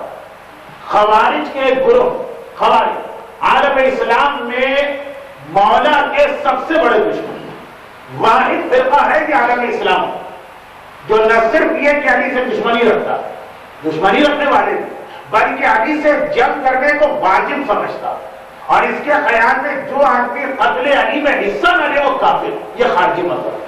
وہ ایک مطلب آیا تھا ڈیلیگیشن بنا کے مولا کے پاس 10 آدمی، اور 10 نے یہ طے کیا کہ ہم میں سے ہر شخص ایک ہی سوال کرے گا، علی سے الگ جواب چاہیے۔ اور بہت ہی مشہور حدیث پوچھا، یہ بتائیے علم بہتر ہے کہ مال؟ 10 کے 10 نے سوال کیا، مولا نے سب کو جواب دیا۔ مگر پوری حدیث نہیں پڑھنا، جو میرا ٹاپک ہے اس میں سے ایک کو میرے مولا نے کیا جواب کہا، یاد رکھ مال اللہ نے ہمارے دشمنوں کے لیے رکھا ہے، علم کو اللہ نے ہمارے لیے مخصوص کیا۔ المال فینا، ہمارے فخر کے لیے یہ کافی ہے کہ اللہ نے العلم فینا والمال لآبائنا۔ اور دیوان امیر المومنین کا پہلا شعر بھی ہے، کیونکہ یہاں لوگوں کو شعر و شاعری سے دلچسپی نہیں ہوتی، اندازہ ہو جاتا ہے جب غلام حیدر صاحب یا کوئی اور شاعر پڑھ رہے ہوتے ہیں، اس لیے میں نے اس کا حوالہ بعد میں دیا۔ دیوان امیر المومنین، اب کہیں ایسا نہ ہو کہ لوگ دیوان کو دیوانے یا پاگل سے ملا، دیوان اس کتاب کا نام ہے جس میں شاعر اپنے اشعار لکھتا، یہ بھی وضاحت ضروری ہے۔ مولا کبھی ایک دیوان، اس کا پہلا شعر ہے المال العلم لنا والمال لآبائنا۔ اللہ نے جس دن کائنات کو کریٹ کیا تھا ڈویژن کر دی، کہا مال اہل بیت کے دشمنوں کے لیے، علم اہل بیت کے لیے۔ ہر وقت اہل بیت کے چاہتے تھے کہ ان کے ماننے والوں کا علم ہر لمحہ بڑھتا رہے، مگر شیطان یہی دیکھتا کہ اگر علم بڑھ گیا تو یہ میرے ہاتھ میں نہیں آئی، وہ پورا زور اس بات پہ لگا دیتا۔ لیک آف نالج کا نتیجہ یہ چیزیں نکلتی ہیں۔ کون سی چیزیں؟ کہ انسان کبھی سیدھا مرجعیت پہ اٹیک کرتا، اور نارمل سرکمسٹانسز میں، آج کل نارمل سرکمسٹانسز نہیں، آج کل ہمارے خلاف جو پلاننگ کی گئی ہے اس کا چوتھا حصہ آج سے 3 تو پچھلی دفعہ آ چکے۔ وہابیت کس طرح پلان کی گئی، قادیانیت کس طرح پلان کی گئی، بہائی مذہب کو کس طرح پلان کیا، اور دنیا کے 3 الگ الگ علاقے کے مسلمانوں کو بہکانے کے، اور ہر جگہ یہ دیکھا گیا کہ وہاں والوں کا ویک پوائنٹ کیا، انڈیا پاکستان والوں کے اعتبار سے ان پہ ہے، عرب کے مزاج میں وہاں ہے، ایران کے اعتبار سے یہاں ہے۔ یہ پہلے مرحلے کی سازش سے ہماری دوسرے مرحلے کی سازش، وہ کیا؟ وہ یہ ہے کہ مرجعیت کا خاتمہ کرنا۔ بچوں کو میں بتا دوں کہ پہلے کہ مرجعیت کہتے کسے؟ مرجع کا مطلب یہ کہ شیعت کے بعد جتنے بھی علماء اس میں ٹاپ رینک کے وہ 4 یا 5 عالم جن کا علم دنیا میں سب سے زیادہ، وہ 3-4 ہر زمانے میں ہوتے ہیں۔ کسی طریقے سے اس کو ختم کرنا، ہمارا دشمن کس طرح سے حملہ کرتا ہے یہ ہمیں معلوم ہونا چاہیے، اس کی اویئرنس ضروری۔ مثلا ایک چھوٹا سا واقعہ، یہ بھی شہید دستے غیب شیرازی نے اپنی ایک کتاب میں بھی لکھا، اور بھی بہت سے علماء سے آپ نے سنا ہوگا کیونکہ بہت ہی پریکٹیکل ایگزامپل۔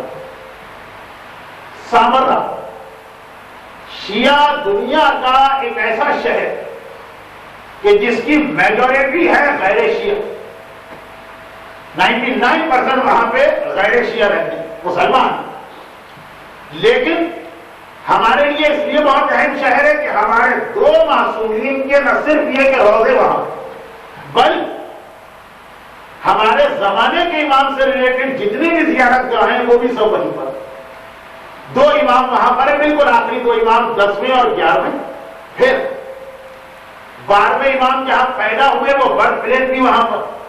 اب جیسے عیسائی بیت الحم یا فلسطین کا احترام کرتے ہیں، امام زمانہ کی ولادت جہاں ہوئی وہ وہاں، وہ تہخانہ یا سرداب وہاں ہے جہاں سے امام کی غیبت ہو۔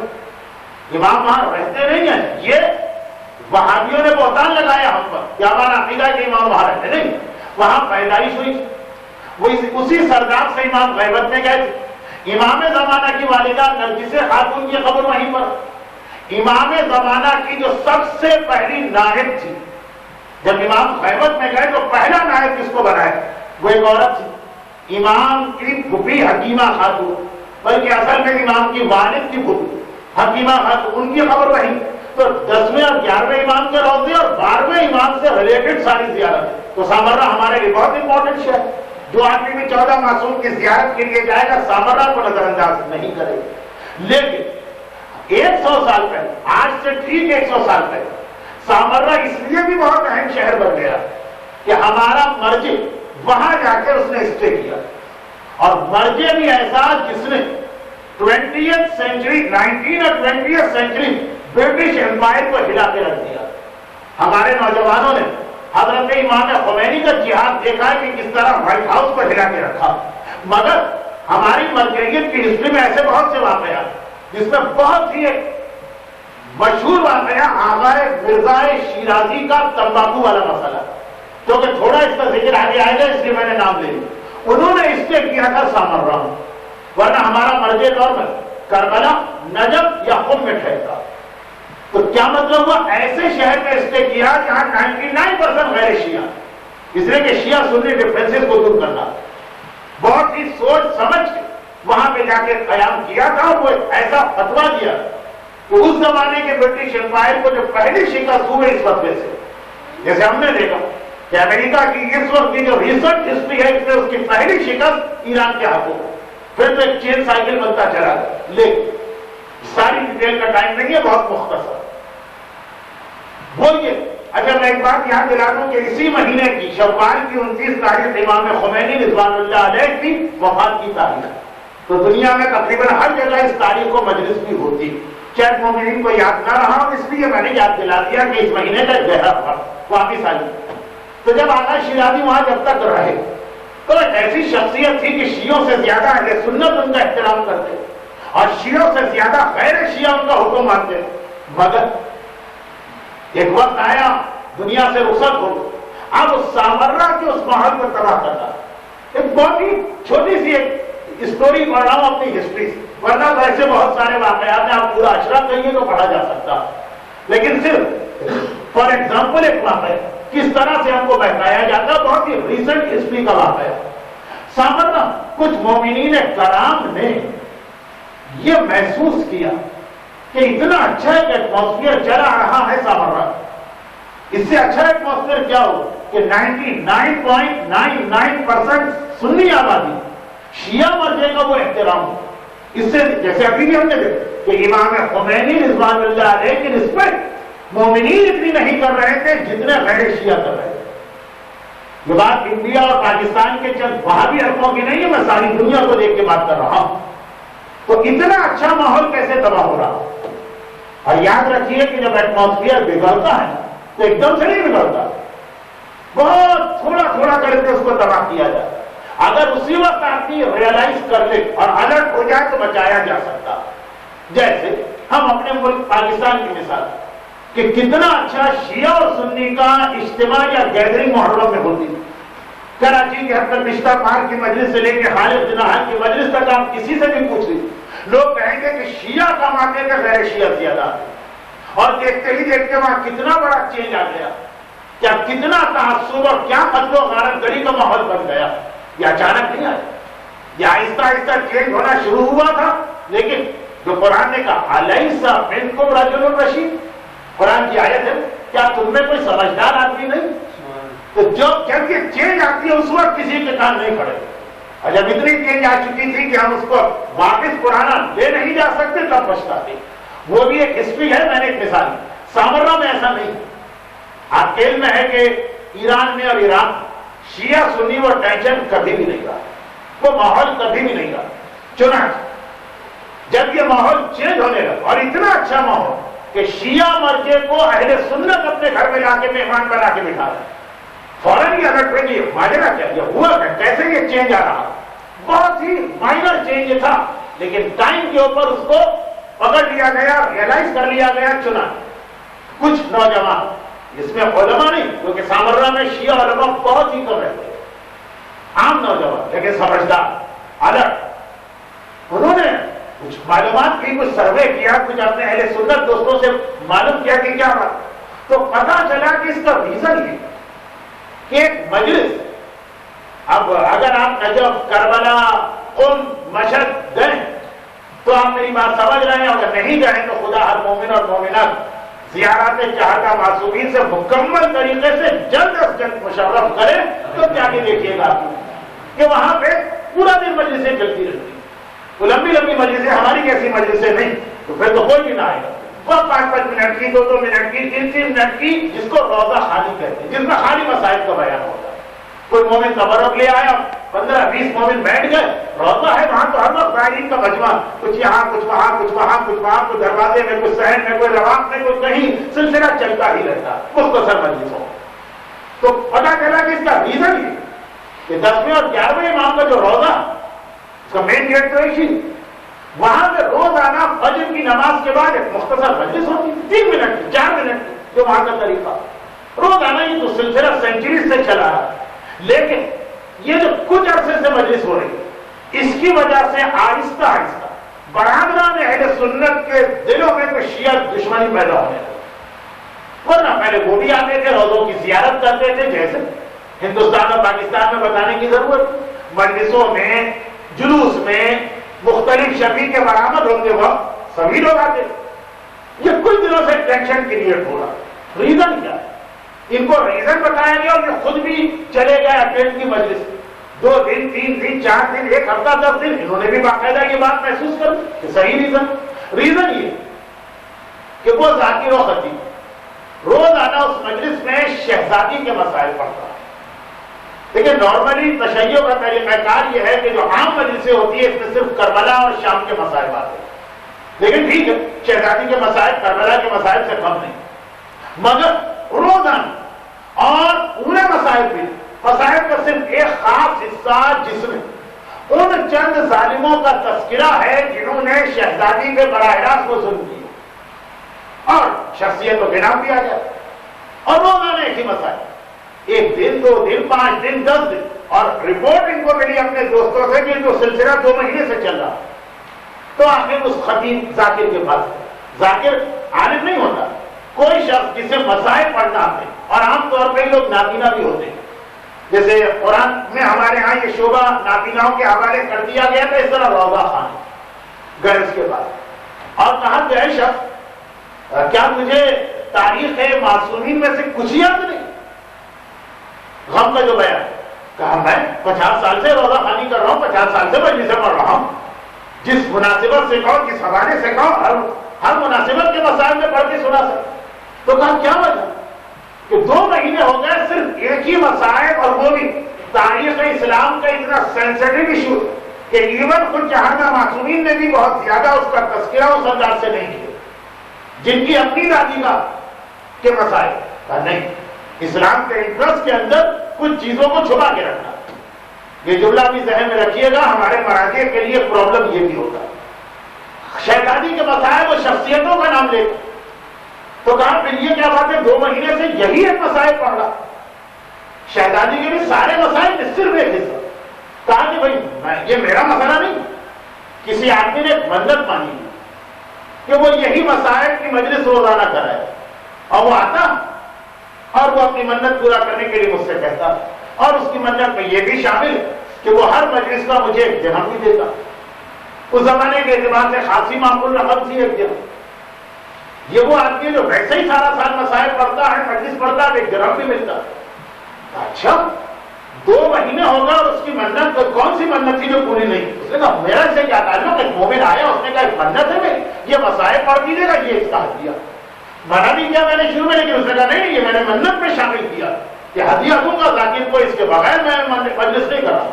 اب تو یہ واجبات والی منت ہو گئی، چنانچہ لینے میں بھی کوئی اعتراض نہیں، معصومین نے بھی باقاعدہ ہدیے دے کے مجلس کرائی۔ اب ان کو ذرا سے یہ تجسس یا سسپینس ہوا کہ وہ ہے کون آدمی، سامرہ میں گنے چنے شیعہ، تو یہ کون سا، کیونکہ غیر شیعہ تو یہ والے مسائل کی منت کبھی نہیں مان سکتا۔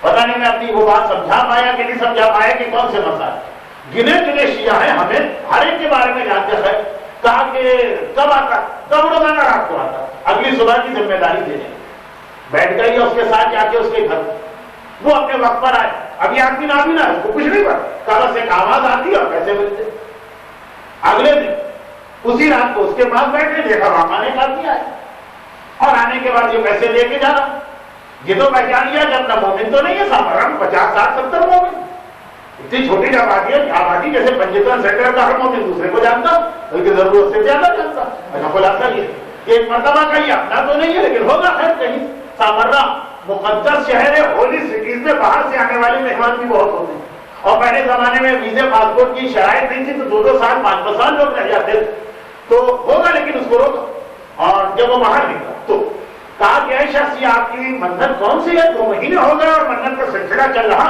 ذرا تفصیل میں گھبرا کے کہا نہیں بھائی میری منت نہیں، آپ کی منت نہیں، یہ ابھی سب کچھ آپ نے ہمارے سامنے کہا نہیں، کہا ایک آدمی میرے پاس آتا اور وہ یہ کہتا ہے کہ اس نے ایک منت مانی ہے کہ مجلس کرائے گا لیکن خود سامنے نہیں آنا چاہتا، وہ مجھے روزانہ 2 درہم دے کے جاتا کہ 1 درہم آپ جو محنت کرتے ہیں، تبرک لاتے ہیں، ذاکر سے وعدہ لیتے ہیں، 1 درہم اس کے 1 درہم ذاکر کہا دیا، اس کی منت۔ اب ذرا اور ان کا تجسس بڑھا کہ ایسی منت ہے تو ہم نے نہیں سنی، یہ تو عجیب و غریب قسم کی منت ہے، کیا وہ آدمی کب آتا ہے، کیا وہ آدمی بتائیں گے فجر کے وقت آتا ہے۔ آج ہم آپ کے ساتھ بیٹھے پھر اس آدمی کو اب دیکھیے تفصیل آپ کو بتائی ہے کہ 40 منٹ تو میں نکال سکتا ہوں 40 آدمیوں کا بیان میں، خلاصہ یہ کہ اس میں 40 ہی آدمی نہیں، پتا چلا کہ 40-41 درہم سے بات چل رہی تھی، ایک دوسرے سے دوسرا تیسرے سے آخری آدمی جو پیدا ہوا وہ اس وقت بغداد کے برٹش ہائی کمیشن کا ایک آدمی کہ جس نے اس انداز سے یہ سلسلہ چلا کہ خاص شہزادی کے وہ مسائل پڑھے جائیں جو شیعہ مجمع میں تو خیر چل جائیں، غیر شیعہ مجمع میں علل اعلان سامرہ کے مین گیٹ کے باہر جہاں کھلا میدان اور مارکیٹ وہاں پہ یہ مسائل روزانہ بآواز بلند پڑے۔ وہ برٹش ہائی کمیشن کا آدمی نکلا، 40 اس طرح بیچ میں رکھے گئے کہ اتنا ہی کسی اس مسئلے میں اگر یہ انویسٹیگیشن کا شوق نہ ہوتا تو آگے تھک کے چھوڑ دیتا کہ ہوگی کسی کی مدد، اب اس سے زیادہ ہم کیا تحقیق کریں، مگر جو سمجھدار دیکھ رہے کہ ماحول چینج ہو رہا ہے، شیعہ سنی دشمنی ڈیولپ ہو رہی، کس طرح سے اس کو بہتایا جائے۔ آخری آدمی جا کے برٹش ہائی کمیشن کا نکلا، شہید استغاثہ شیرازی کا اپنا واقعہ، اس زمانے میں وہ نجف کے عہدے میں پڑھ رہے جب یہ ساری چیزیں پیدا ہوئی اور ہمارے بہت سے علماء نے یہ واقعہ لکھا۔ تو دیکھیے کس طرح سے شیعہ سنی کو آپس میں لڑایا جائے۔ سامرہ شہر کا سلیکشن بہت سوچ سمجھ کے کیا کہ یہ وہ جگہ کہ جہاں پر اکثریت اہل سنت کی ہے، روضہ جو ہے ان کا ہے کہ جن سے شیعہ عقیدت رکھتے ہیں، بہت ہی اچھا ایٹماسفیئر ہے، یہاں پہ مرجع کی عزت غیر شیعہ زیادہ کر رہے ہیں۔ اب باقاعدہ طور پر مجلس بہت بڑی عبادت ہے لیکن نیت کی خرابی کے ساتھ تو پیغمبر اصول دے چکے کہ مسجد زرار کو اللہ کے رسول نے توڑ دیا، سلسلہ وہاں تک نکلا۔ اب مومن شیعہ ہمیشہ اتنا الرٹ ہونا چاہیے کہ وہ یہ دیکھ سکے کہ دشمن جس طرح کی سازشیں کر رہا، کہیں ایسا تو نہیں کہ ہم اپنے بھول پڑیں، ہم اپنی معصومیت، ہم اس لیک آف نالج کی وجہ سے اس کا نشانہ بن جائے۔ دیکھیے یہ جو بات میں نے اب تک کہی ہے نا، اب اس کو ہسٹری کے ایک جملے سے ملا دیں، خالی ابھی جو مسائل شہزادی کے ہوئے، ہو سکتا ہے کسی بہت ہی عقیدت مند مومن کو اس سے اختلاف کہا نہیں، مسائل میں ہم کا بیان ہے، کسی کا بھی نام آ جائے ہمیں پڑھنا۔ آئیے مولا کے بعد جس رات کو یہ مسائل ہوئے، گھر کا دروازہ جلا، شہزادی کے بدن پہ کوڑا مارا گیا، محسن کو شہید کیا گیا اور یہ سارے مسائل۔ اس کی اگلی رات ابو سفیان مولا کے اسی گھر میں آتا، بہت ہی مشہور شخصیت، یزید کا دادا معاویہ کا باپ، اور بالکل غیر جانبدار آدمی سے اگر پوچھے کہ اس کی شخصیت کیا تو خالی ایک 3 گھنٹے کی زحمت میسج فلم آپ دیکھ لیجیے، آپ کو اس کا کریکٹر پتا چل جائے۔ شروع سے لے کے آخر تک اسلام کے خلاف بقول شخص ادھار کھایا گیا، وہ آتا اور آنے کے بعد کہتا ہے کہ اے ابو الحسن یہ کیا ہو گیا؟ یہ وہ آدمی ہے جو ساری زندگی مولا ہی سے لڑا، کیونکہ بدر، احد، خندق، فتح مکہ، حنین، طائف جہاں جائیے سامنے والے آدمی میں یہ ہوتا تھا اسلام کے لشکر پہلی ہوتے، آ جا کے کہتا علی یہ کیا ہو گیا، اے ابو الحسن یہ کیا ہو گیا؟ ہم آپ کا ہے خلافت چھین گئے، گھر آپ کا ہے اس طرح ظلم ہے، بس ایک آپ اشارہ کر دیں، آج صبح ہونے سے پہلے سارا مدینہ ایسی فوجوں سے بھر دوں گا جو سب آپ کی حمایت میں تلوار چلائے۔ ابھی 24 گھنٹے ہوئے ہیں ان مظالم کو، 24 گھنٹے بھی پورے نہیں۔ مولا کے دل میں کیا قیامت گزری تھی جب یہ مظالم ہوئے۔ اب باقاعدہ ایک آدمی آگے آفر کر رہا ہے کہ میں سارا مدینہ آپ کی حمایت کی فوج سے بھر دوں۔ ذرا سا جذباتی مومن ہوگا تو کتنے خوشی کے آگے میں دوڑ کے جاتا ان کے پاس کہ یہ واقعہ ہماری مدد کرنے آ گئے۔ بعض جگہ جہاں جذباتیت بہت زیادہ، وہاں پہ یہ بھی نتیجہ کہ اگر کافر شیعوں کی مدد کرنے کو تیار ہو کر مارو میرے شیعہ حضرات، تو شیعہ سمجھتے بہت بہت بہت اچھا کافر ہے، جا کے ہماری ہیلپ کر رہا ہے، دوسروں کا خاتمہ کر رہا ہے۔ سیرت علی، میرے مولا نے ایک مرتبہ سر اٹھا کے ابو سفیان کو دیکھا کہ ابو سفیان صرف اتنا بتا دو کہ تم اسلام کے اتنے ہمدرد کس دن سے ہو گئے؟ نہیں چاہیے ابھی کوئی ایسی حمایت جس کے بارے میں پتا ابو سفیان اور یہ آل محمد کی حمایت کریں. سوچ آدمی اگر عقل رکھتا عقل میں یہ بات نہیں آ سکتی. اور بات میں پتا چل رومن امپائر رومی بادشاہ ابو سفیان کو ہائر کیا ہوا کہ کسی طرح مسلمانوں کے درمیان جنگ کرا. ہم اپنا لشکر مدینے میں بھیجیں کہ انٹر نہیں ہو سکتا, سارے مسلمان مقابلہ کریں. اور اگر علی کے نام پہ یہ ایک مرتبہ لشکر انٹر ہو گیا مدینے میں تو آخر میں نہ یہ رہیں گے نہ وہ رہیں گے, یہ اس کا منصوبہ. تو یہ چیزیں وہ ہیں جو بہت سوچ سمجھ کے ہم کو دیکھنا. آج اسپیشلی ایران کے انقلاب کے بعد دشمنوں کا سب سے بڑا ٹارگیٹ اور ہدف ٹاپ آف دا لسٹ تو شیطان ہے نا, لیکن شیطان ہر کام خود نہیں کرتا, پوری اس کی فوج ہوتی ہے, اس کے کام کرنے والے ورکرز ہوتے ہیں. امام باڑوں کو والنٹیئرز نہیں ملتے, شیطان کو بہت والنٹیئرز مل جاتے ہیں. تو خیر ہم یہ جو دو واقعات پیش آئے, پہلا واقعہ برٹش امپائر اپنے اس پیٹ کے زمانے میں ایک ایسی شکست ہوئی ہمارے مرج وقت کے ہاتھ, اور دوسرا واقعہ کہ اس وقت کی امریکن حکومت بدترین شکست کا سامنا اسے کرنا پڑا امام خمینی دوسرے مرجے کے ہاتھ. ایک مرتبہ دونوں نے مل کے ارادہ کیا اور ساری چیزیں برداشت ہو جائیں گی, اس مرجعیت کے انسٹیٹیوشن کو ختم کر کے رکھا. وہابیت, بہائیت, قادیانیت, یہ ایک سینچری پہلے کا پلان کیا ہوا فتنہ, مگر یہ اسی 25 اور 30 سال کے اندر کا واقعہ. مرجعیت کو شکست, یہ سب سے نمایاں واقعہ آتا ہے اس میں وہی جس کا میں نے تذکرہ کیا, اس کو میں ذرا تفصیل سے بتاتا. آغائے شیرازی. اچھا یہ نام جو ہے اتنا کامن نام, شیراز شہر میں جو پیدا ہوگا وہ شیرازی کہلاتا ہے. اور اتفاق سے ایک ایسا شہر جو اگر ایک طرف مون ہے تو اتنا مون کہ شاہ کے زمانے میں پیرس چھوٹا تھا اور شیراز بڑا. پورے ایران کے اندر, پوری عرب دنیا کے اندر فیشن کے اعتبار سے, گمراہی کے اعتبار سے, اخلاقی کرپشن کے اعتبار سے شیراز مثال نہیں ہے. یہودیوں کا دور, مگر دوسری جانب اسی شیراز میں اتنے نیک گھرانے تھے. شہید دستے خیر شیرازی تو فقط ایک نام, ایک سلسلہ ہے علماء, مگر جتنے بھی شیراز کے علماء گزرے ان میں سب سے اہم نام ہے آغائے مرزا حسن شیرازی کا, جن کا سیکنڈ نیم بن گیا تمباکو والے بات. کیوں؟ مسئلہ تمباکو کا. برٹش امپائر کی ہسٹری پڑھی, جب بھی کسی علاقے میں یہ انٹر ہو کے وہاں پہ قبضہ کرتے فوجیں نہیں بھیجتے. بنیا قوم ہے, یہ جملہ ہٹلر نے انگریزوں کے بارے میں کہا. تاجروں کی قوم ہے, ہر جگہ 2 پیسے کا نفع دیتے اور اسی طریقے سے آگے بڑھتے. لیکن دنیا کے ہر ملک میں ان کی یہ پالیسی چل, چاہے وہ ایسٹ انڈیا کمپنی بنا کے انڈیا اور پاکستان میں آئے, چاہے وہ افیون والی جنگ کے ذریعے چین میں پہنچے, چاہے وہ ٹی پارٹی کا مسئلہ امریکہ اور روس پر, یہ ساری چیزیں آپ کو مجھ سے زیادہ پتا, ہر جگہ اسی طریقے سے کامیاب ہوئے کہ پہلے تجارت کے لیے گئے, کچھ ایگریمنٹس کیے, ٹریڈ ایگریمنٹس, اور آہستہ آہستہ پورا اکنامی میں قبضہ کیا. پوری دنیا فلپائن اور انڈونیشیا سے لے کے امریکہ کے بوسٹن میں جہاں وہ ٹی پارٹی والا مسئلہ ہوا, ایک ملک ایسا تھا کہ جہاں جب پہلا ٹریڈ ایگریمنٹ ہوا اسی وقت اس ایگریمنٹ اس لیے توڑ دیا گیا کہ اتنا اسٹرانگ پبلک ریئیکشن. لیکن پبلک میں اتنی اویئرنیس کیسے آئی؟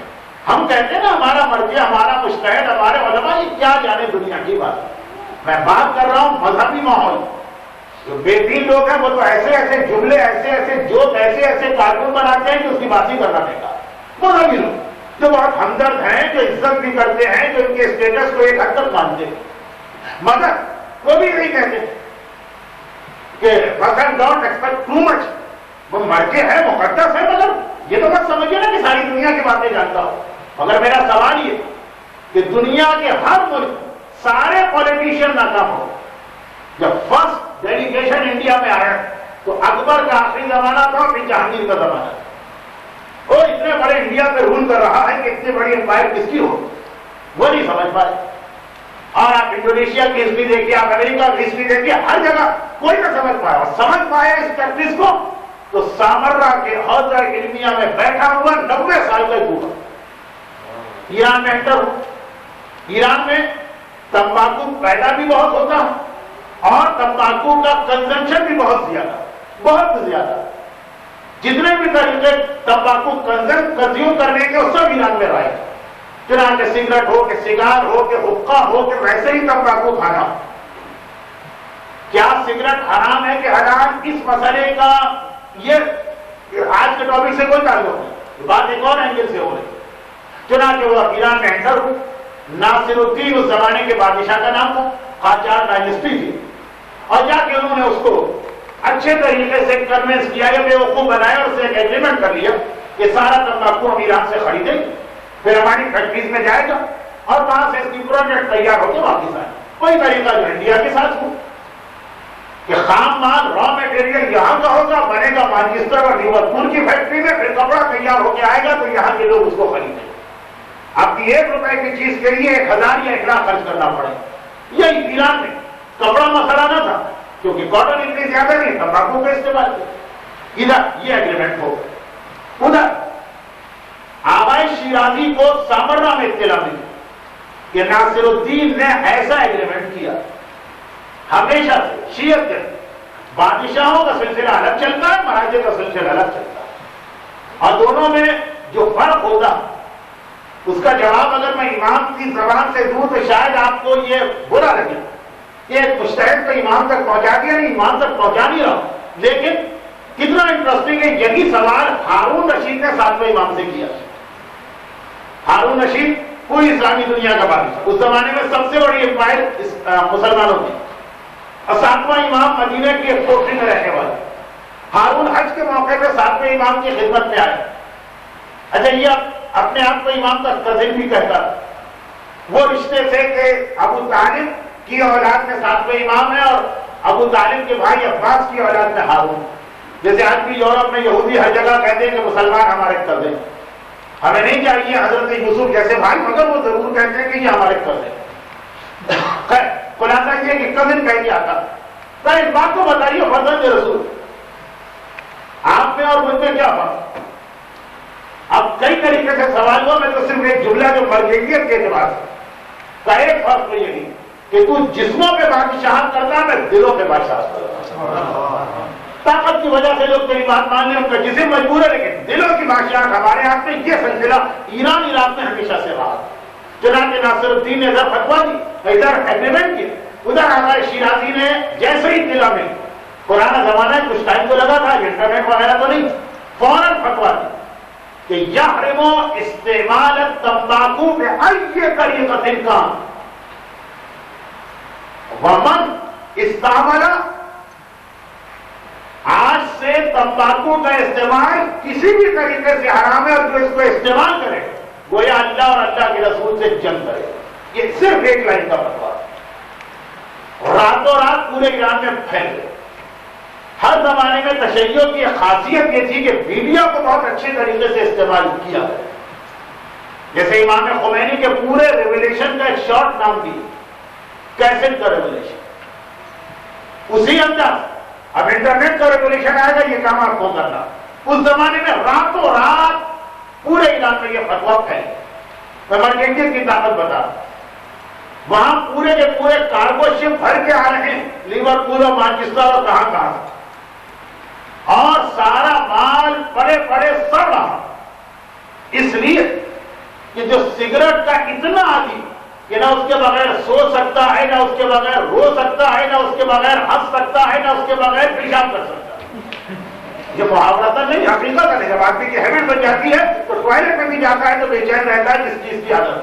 اس نے بھی سگریٹ چھوڑ دی. جاگتا رہوں گا, اذیت ہوگی, زحمت ہوگی, سب کچھ ہو, لیکن نائب امام کو حکم آ, نائب امام کو ایک لفظ رب کی زبان پر اتنا لاس ہوا کہ خود برٹش گورنمنٹ جھوٹی, اور اس نے کمپنسیشن دے کے یہ ایگریمنٹ توڑا. جو پوری اسلامی دنیا بڑے بڑے پالیٹیشین, فلاسفر, تھنکر, ہم لوگ اپنے آپ کو سب کچھ سمجھتے ہیں نا کہ مولوی کیا جانتا ہے, ہم وہ سب نہ سمجھ سکتے. خصوصیت کے ساتھ جب یہاں تک ماحول بنا کہ ناصر الدین قاجار محل میں رہنے والا ہے، اس کو کیا پتا باہر کیا، صبح اٹھا وہ بستر سے بڑھا یہ اور ہاتھ بڑھا ہے، روزانہ اس کے جاگنے سے پہلے اس کا حقہ تیار کر کے بستر کے قریب لا کے نوکر رکھ دیتا، جو بڑے لوگوں کے طریقے ہوتے ہیں نا۔ چنانچہ اس نے ہاتھ بڑھایا کہ ابھی حقہ میرے ہاتھ میں آئے۔ حقے کی انگلش مجھے بعد میں بتا دیجیے گا، اس لیے کہ بچوں کو سمجھانا ہے اور یہ لفظ کئی دفعہ میں استعمال کروں، ابھی نہیں۔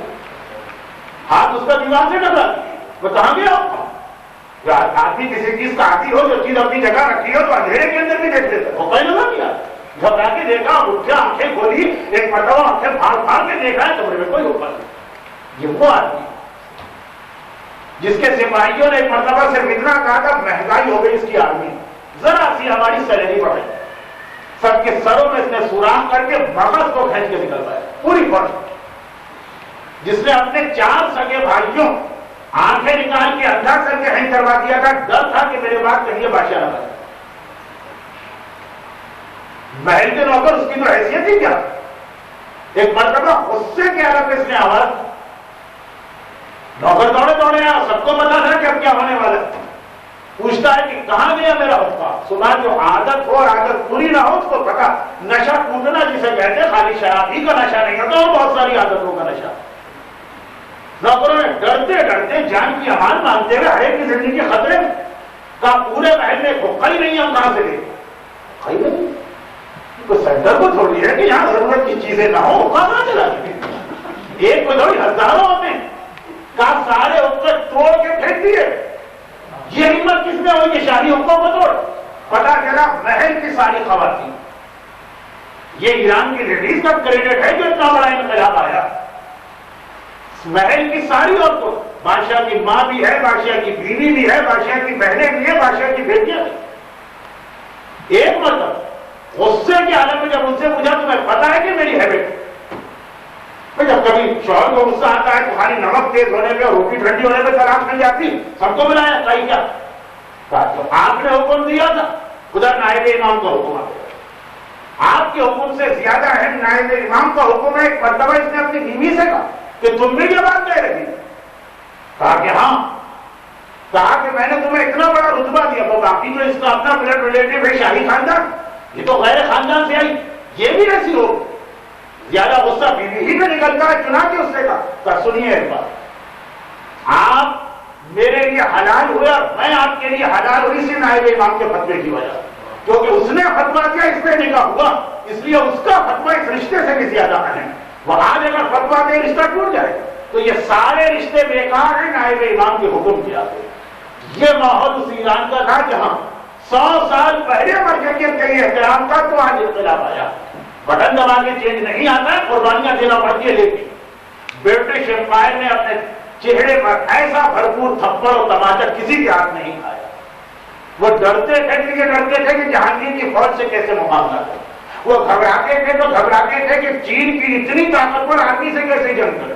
انہیں کبھی ذہن و گمان میں بھی نہ تھا ان کو کہ ان سب کو ہم شکست دے دیں گے۔ 90 سال کا بوڑھا چھوٹی سی کوٹھی میں رہنے والا، اور وہ اتنا اویئر اور اتنا ہماری پالیٹکس کو سمجھنے والا ہو، اور وہاں سے سلسلہ امام خمینی رضوان اللہ علیہ کا چلا۔ مگر ایک بات یاد رکھ کہ یہ مرجعیت جو اتنی پولیٹیکل سینس اس کے پاس ہے، باقی چیزیں تو ہیں، مذہب کون سے زیادہ کون سمجھے، قرآن کون سے زیادہ کون سمجھے، مگر یہ ایک چیز ذہن میں رکھیے کہ مرجع بھی اتنا اسٹرانگ اس وقت بنتا جب عوام کس طرح سے اس کے پیچھے، کہ مرے گئے وقت پہلے کہ اس رشتے کی حیثیت کیا، آغا شیرازی کے فتوے کی وجہ سے میں آپ کے لیے حلال ہوئی ہوں، اس لیے یہ رشتہ اہمیت نہیں رکھتا، فتویٰ اہمیت رکھتا۔ چھوٹی سی بات سن لیجیے، آغا ابوالحسن اصفہانی، یہ نہ صرف یہ کہ اس صدی کے مرجع، بلکہ ابھی بھی انڈیا اور پاکستان میں کتنے ہی لوگ ایسے ہیں جو ان کی تقلید کر چکے ہیں، یعنی اتنے ریسنٹ مرجع کہ ہمارے بعض بزرگ ابھی بھی ایسے زندہ جو ان کے مقلد رہ چکے تھے، اور نہ صرف یہ کہ رہ چکے تھے بلکہ پہلی مرتبہ یہ جملہ آغا اصفہانی کے بعد ہی آیا۔ کون سا جملہ؟ ہمارے یہاں تقلید جو ہے نا وہ بھی اتنا مذہبی مسئلہ نہیں ہے جتنا اس کا تعلق بس ایک اٹیچمنٹ سے ہے کہ لوگوں کو ایک مرجے سے محبت ہو گئی. چنانچہ اب یہ اکثر ہم دیکھتے ہیں کہ مرجے کا انتقال ہوتا ہے، اس کی تقلید کرنے والے کہتے ہیں بھائی اب تو کسی اور پہ دل نہیں آ رہا، ہم انہیں کی تقلید کرنا. تقلید الگ چیز ہے، محبت الگ چیز ہے. چنانچہ ہم تقلید صرف ایک کی کرتے ہیں، محبت ہر ایک سے کرنا واجب. یہ نہیں ہے کہ ہم مرجے اگر ہمارا اگر سیستانی ہے تو بس ساری سیستانی. جتنے مرجے عزت احترام محبت سب سے واجب. لیکن یہ جملہ آج کل بہت ہوتا ہے. امام خمینی کی لوگوں نے تقلید کی، اس کے بعد ہم نے پوچھا اب کہا کہ بس اب ان کے بعد ان جیسا مرجے کون ہے، اب تو کسی کی تقلید کو دل ہی نہیں چاہتا. یہی جملہ ہمارے سیستانی آغا خود کے حوالے سے سنو، یہی جملہ آغا حکیم کے حوالے سے. پہلی مرتبہ یہ جملہ شیعت میں آیا آغا ابوالحسن اصفہانی کے پاس، کیونکہ یہ وہ مرجے کہ جن کی تقلید انڈیا اور پاکستان میں بھرپور طریقے سے ہوئی. جب تک کمیونیکیشن اتنا فاسٹ نہیں تھا اس وقت تک شریعت کا مسئلہ تھا کہ لوکل مرجے کی تقلید کرو، کیونکہ مسئلے ہر وقت پیش آئیں گے. اگر فتویٰ آتے 6 مہینے 1 سال لگ جائے تو لکھنؤ کا آدمی نجف کے مرجے کی اور حیدرآباد کا آدمی ان کے مرجے کی تقلید کیسے کرے؟ وہاں مجبوری میں اجازت. لیکن 1940s تک ٹیلی فون، وائرلیس، ریڈیو، ٹیلی ویژن یہ سب آ چکا ہے. یہ جو کمیونیکیشن کا فاسٹ سسٹم ہے آغا اصفہانی کے زمانے میں ایسا تھا کہ اب مسئلہ واپس پلٹ گیا ہے. اصلی مسئلہ یہ ہے کہ دنیا میں صرف ایک مرجے کی تقلید ہوگی چاہے وہ تم سے کتنا دور کیوں نہ رہتا. پھر اس کے بعد ایک سیکنڈری مسئلہ یہ ہے کہ اگر اس سے کانٹیکٹ بہت مشکل ہو رہا تو اس صورت میں مجبوری میں اپنے لوکل مجتہد کی تقلید کی جا سکے. تو آغا اصفہانی کے زمانے تک انڈیا اور پاکستان کا واقعہ جو پرابلم ہے، اسی لیے اتنی باہر کی تقلید تھی، پھر بھی تھی، جن لوگوں کے کانٹیکٹ تھے تھی. لیکن وہاں تو مسئلہ یہ تھا کہ لکھنؤ تک بھی کانٹیکٹ کرنا مشکل ہو رہا تھا انڈیا اور پاکستان کے دیہاتوں کا. لیکن آغا اصفہانی صورتحال بدل گئی. چنانچہ بھرپور تقلید، اور انہی کی تقلید کے زمانے میں برٹش امپائر کو سب سے زیادہ ضرورت پڑی شیعہ مرجے کو اپنے ساتھ ملانے. اس سے پہلے تھا مسئلہ انگریزوں کو اپنی حکومت ایکسپینڈ کرنا ہے، اس لیے مرجے کو ملا. اور آغا اصفہانی کے زمانے میں مسئلہ ایکسپینشن کا نہیں ہے، مسئلہ اپنے سروائیول کا، کہ سیکنڈ ورلڈ وار بھرپور طریقے سے شروع ہو چکی. یہ اتوار، پچھلا اتوار، اب جمعرات، آج اتوار، یہ 3 دن میں شاید 60ویں دفعہ ہٹلر کا نام آ رہا.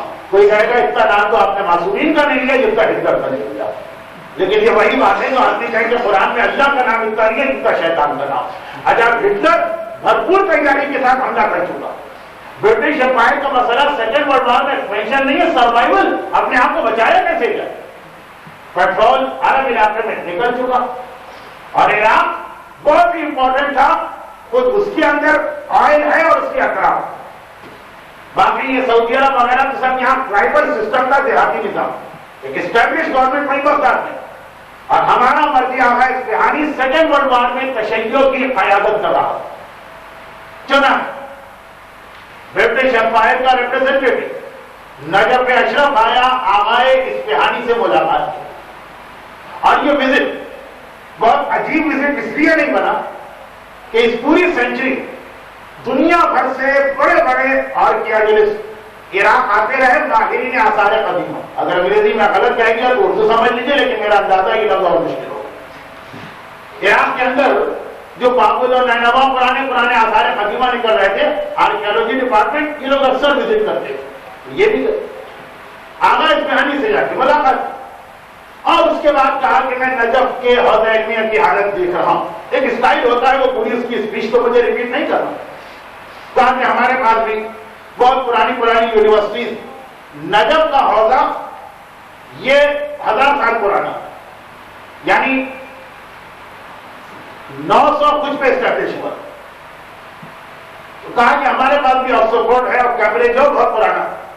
یہاں کا سسٹم دیکھ کے ذرا ہمیں حیرت ہوئی، اور ایسا لگتا ہے کہ آپ کا فائنانس بہت کمزور، کیونکہ نجف کے اندر حالت یہ تھی کہ نہ پراپر بلڈنگز ہیں، نہ پراپر ہاسپٹلز ہیں رہنے کے لیے. یہ جس وقت کی میں بات کر رہا ہوں 40 سیکنڈ ورلڈ وار تھی، تو دنیا میں ویسے ہی خود انگلینڈ تک کے اندر راشننگ کا سسٹم آ گیا. تو نجف تو ہمیشہ سے غریب علاقہ رہا، دینی طالب علم کی کون ہیلپ کرتا. تو نجف کے اکثر مجتہدین یہ امام خمینی اور آغا خوئی کے ساتھی تھے، ان کا اپنا اسٹوڈنٹ شپ کا زمانہ اس طرح گزرا کہ شہر کے لوگ جہاں کوڑا پھینکتے تھے، رات کو یہ لوگ وہاں جاتے، تربوز کے چھلکے، خربوزے کے چھلکے اٹھا کے لاتے تھے، اسی کو دھو کر پکا کے کھایا کرتے، یا اگر کوئی بچا ہوا کھانا وہاں پھینکا گیا ہے اور کھانے کے قابل ہے اس کو اٹھا کے لاتے، جو ہمارے بعد میں مراجع ہیں۔ امام خمینی آغا خوئی کی بات نہیں کر رہا ہوں، جو ان کے ساتھ کے مراجع، بڑی غربت کا زمانہ تھا، نارمل سرکمسٹانسز، اور یہ تو ورلڈ وار شروع ہو چکی، تو کہا کہ ہم چاہتے ہیں، اور برطانیہ کی حکومت جو ہے وہ ملکہ برطانیہ اور شاہ ہو تو شاید جان پنجم کا زمانہ، اور ہم سب کا خیال کرتے ہیں اور ہر ایک کی ہیلپ کرتے ہیں، ہمارے نزدیک مسلمان کافر میں کوئی فرق نہیں ہے، ہیومینٹی ہونی چاہیے، یہی سلوگن آج بھی لگتا، مسلمانوں کو ذبح کرنے جاؤ تو کبوتر اور چڑیا کی نسل بچانے کے لیے فکر مند رہو۔ خیر، خلاصہ یہ کہ بہت ساری اچھے دار باتیں، اور ہم چاہتے ہیں کہ ہم آپ کی ہیلپ کریں، کیونکہ ہمارے پاس ایسے فنڈز ہیں کہ جس میں ہم اس قسم کے کاموں میں، ویلفیئر کے کاموں میں بھی ہم کو گرانٹ دینا پڑتا ہے۔ بعض اوقات بہت اچھے ان کے جملے ہوتے ہیں نا، جیسے مجھے یاد ہے کہ انگلینڈ میں لوٹو یا لاٹری بین تھی، یہ 80s کے اندر جا کے گورنمنٹ نے اس کی اجازت دی، اور جب اجازت نہیں تھی تو مومنوں میں بھی مسئلہ پیدا ہوا کہ یہ خریدنا حلال ہے کہ حرام۔ اب ویسے تو ہر آدمی جانتا تھا کہ حرام ہے، لیکن اگر حرام کو حرام مان لے تو وہ مومن کہاں ہے، کوئی نہ کوئی تو راستہ نکالنا ہے حلال۔ تو پھر وہاں انہوں نے جو برطانیہ نے اس وقت جو لا پاس کیا تھا، یہ جو آرڈیننس تھا، اس کی ایک کلاس سے فائدہ اٹھایا کہ لاٹری کا جو پیسہ جمع ہوگا اس کو ہم چیریٹی کے کاموں میں خرچ کریں۔ مومن کو یہ لفظ بہت پسند آ گیا، بالکل مطلب کا لفظ تھا۔ کہا کہ یہ جو ہم پیسے دے رہے، لاٹری خرید رہے ہیں، یہ چیریٹی میں جا رہے ہیں، چیریٹی میں اچھے کام کے اندر جا رہے ہیں۔ دیکھنے بہت اچھا، بہت اچھا۔ مرحوم آغا خوئی کا زمانہ تھا، تو انہوں نے صرف اتنا سا ایک جواب دے کے بھیجا کہ میں نے یہ پوچھ لیجیے کہ چیریٹی سے کیا ہوتا ہے، چیریٹی میں تو جا رہا، چیریٹی کسے کہتے ہیں؟ تو وہاں سے لسٹ ہے کہ اتنے ڈانس کلب قائم کرنا ہے یہ چیریٹی ہے، اتنے میوزک کلب قائم کرنا ہے یہ چیریٹی ہے، ان چیزوں کا نام چیریٹی۔ تو چیریٹی چیریٹی چیریٹی تو سمجھ میں آ گیا، لیکن کس چیز کو الگ چیریٹی ہے؟ حتیٰ یہ کہ جو حضرت لوط کے قوم کا عمل تھا، ان لوگوں کو ہیلپ کرنا تھی، وہ بھی چیریٹی کی لسٹ کے اندر شامل ہے۔ اور مومن بیچارہ بار بار مولویوں سے بحث کر رہا ہے کہ لاٹری پیسے حرام ہے تو چیریٹی میں جا رہا، یہ والی چیریٹی جسے کیا کہتے ہیں کہ گے اور لیسبین کا مسئلہ، یہ بھی اس کے اندر انکلوڈ تھا۔ خیر، وہ صرف میں نے اتنا اس لیے کہا کہ یہ الفاظ جو ہوتے ہیں نا اس کو سمجھنا پڑتا۔ اب ہم آپ کی ہیلپ کرنا چاہتے ہیں، ہمارے پاس تو بجٹ اس چیز کا، اور ہم کو ساری دنیا میں خرچ کرنا ہے جو اس کے الفاظ ہوں۔ اور بہت افسوس ہوتا ہے یہ دیکھ کر کہ یہاں اسٹوڈنٹس کو روٹیاں بھی گن کے ملتی ہیں، لمبی لمبی کیوں لگانا پڑتی ہے، جو مجتہد بن رہے ہیں۔ اب آغا اصفہانی نے ایک ایسا جملہ کہا تھا کہ جس کے بعد یہ کچھ نہ بولے، ختم بات، خدا حافظ کہہ کے جو دن کا طریقہ ہوگا اٹھ کے چلا۔ مگر یاد رکھیے کہ جملہ کہنا آسان، اس کا ویٹ اس وقت ہوگا جب پوری قوم ساتھ۔ آپ ہماری فکر تو نہ کر، 1000 سال سے یہ عہدہ ہمارا چل رہا ہے، الحمدللہ بہت اچھا چل رہا ہے، جو کہ اس وقت خود آپ لوگ جنگ کے درمیان، ایٹ وار، آپ جنگ کے درمیان، اور جنگ میں کوئی ملک بھی جائے اس کے اکنامی افیکٹڈ ہوتی ہے۔ کنگ آف برٹن ہمیں یہ بتائے کہ اس کو ہماری کیا ہیلپ چاہیے، کتنے فنڈ چاہیے، ہم غور کریں گے اور ہم اس کی مدد کر سکتے ہیں۔ دیکھیں مرتے وقت یہ جملہ اگر ایسے ہی کہے، خالی جملے، خالی الفاظ، کون سے اثر لے، لیکن جو کہ عراق کے برٹش ہائی کمشنر کو پتا کہ یہ وہ آدمی کہ اگر یہ لفظ کہہ رہا تو اس کے پیچھے اس کی ساری قوم جو خالی عراق میں نہیں ہے بلکہ آسٹریلیا سے لے کے امریکہ تک پوری دنیا میں پھیلی، اتنا ویٹ ہے اس کی قوم کہ ایک لفظ یہ کہے گا لوگ اپنے بچوں کے آگے کی روٹی اٹھا کے اس کے سامنے رکھ دیں۔ کہنا بہت آسان، لیکن جذباتی تقریر الگ چیز ہوتی ہے، اور باقاعدہ مختصر جملہ ہو لیکن اتنا ویٹ رکھتا یہ اسی وقت ہے کہ جب قوم مرجے کے ساتھ۔ امام خمینی نے صرف ایک لفظ کہا تھا کہ آج کوئی آدمی اپنے گھر میں نہیں رہے، اور ریولیوشن آ گیا۔ ایک سینٹنس، اتنے مختصر سینٹنس، اتنا بڑا ریولیوشن دنیا کی تاریخ میں کہیں پہ وبا نہیں، صرف ایک لفظ۔ آج کوئی شخص حتیٰ ماؤں کی گود کے بچے بھی گھر کے اندر نہیں رہے، اور دیکھا دنیا کہ واقعاً کس طرح اپنے بچوں کو قربانی کے لیے پیش کر دیا جب مرجے کے پیچھے ایسی طاقت ہوتی تو وہ آغا شیرازی جیسا مرجے برٹش امپائر کو ہلا کے رکھ دے، اور امام خمینی جیسا مرجے آج کی پوری ویسٹرن ورلڈ، لیکن ہمارا دشمن گمراہ ہے، بے وقوف نہیں۔ میں نے لفظ پہلے بھی دفعہ کہا تھا، مولا کی حدیث کہا حاکم شام معاویہ چالاک و مکار ہے، اسے بے وقوف نہ سمجھ۔ انہوں نے دیکھا کہ یہ مرجعیت، اپنے مرجع، اپنے مجتہد، اپنے نائب امام کا اتنا احترام ہے اس قوم کے پاس، 350، 500، 700 کلو سونا فقط اس ایک اسپیچ میں جمع ہوتا تھا جو عورتیں امام خمینی کی زیارت کو جاتی، اور کتنی سادہ، شادی میں تو نہیں جا رہے، مگر اس انداز سے قربانی دینے کا جذبہ، تو اسی کو ختم کرو۔ چنانچہ آج ہر طرف سے ٹارگٹ اور ہدف ہماری مرجعیت کو بنایا گیا اس انسٹیٹیوشن۔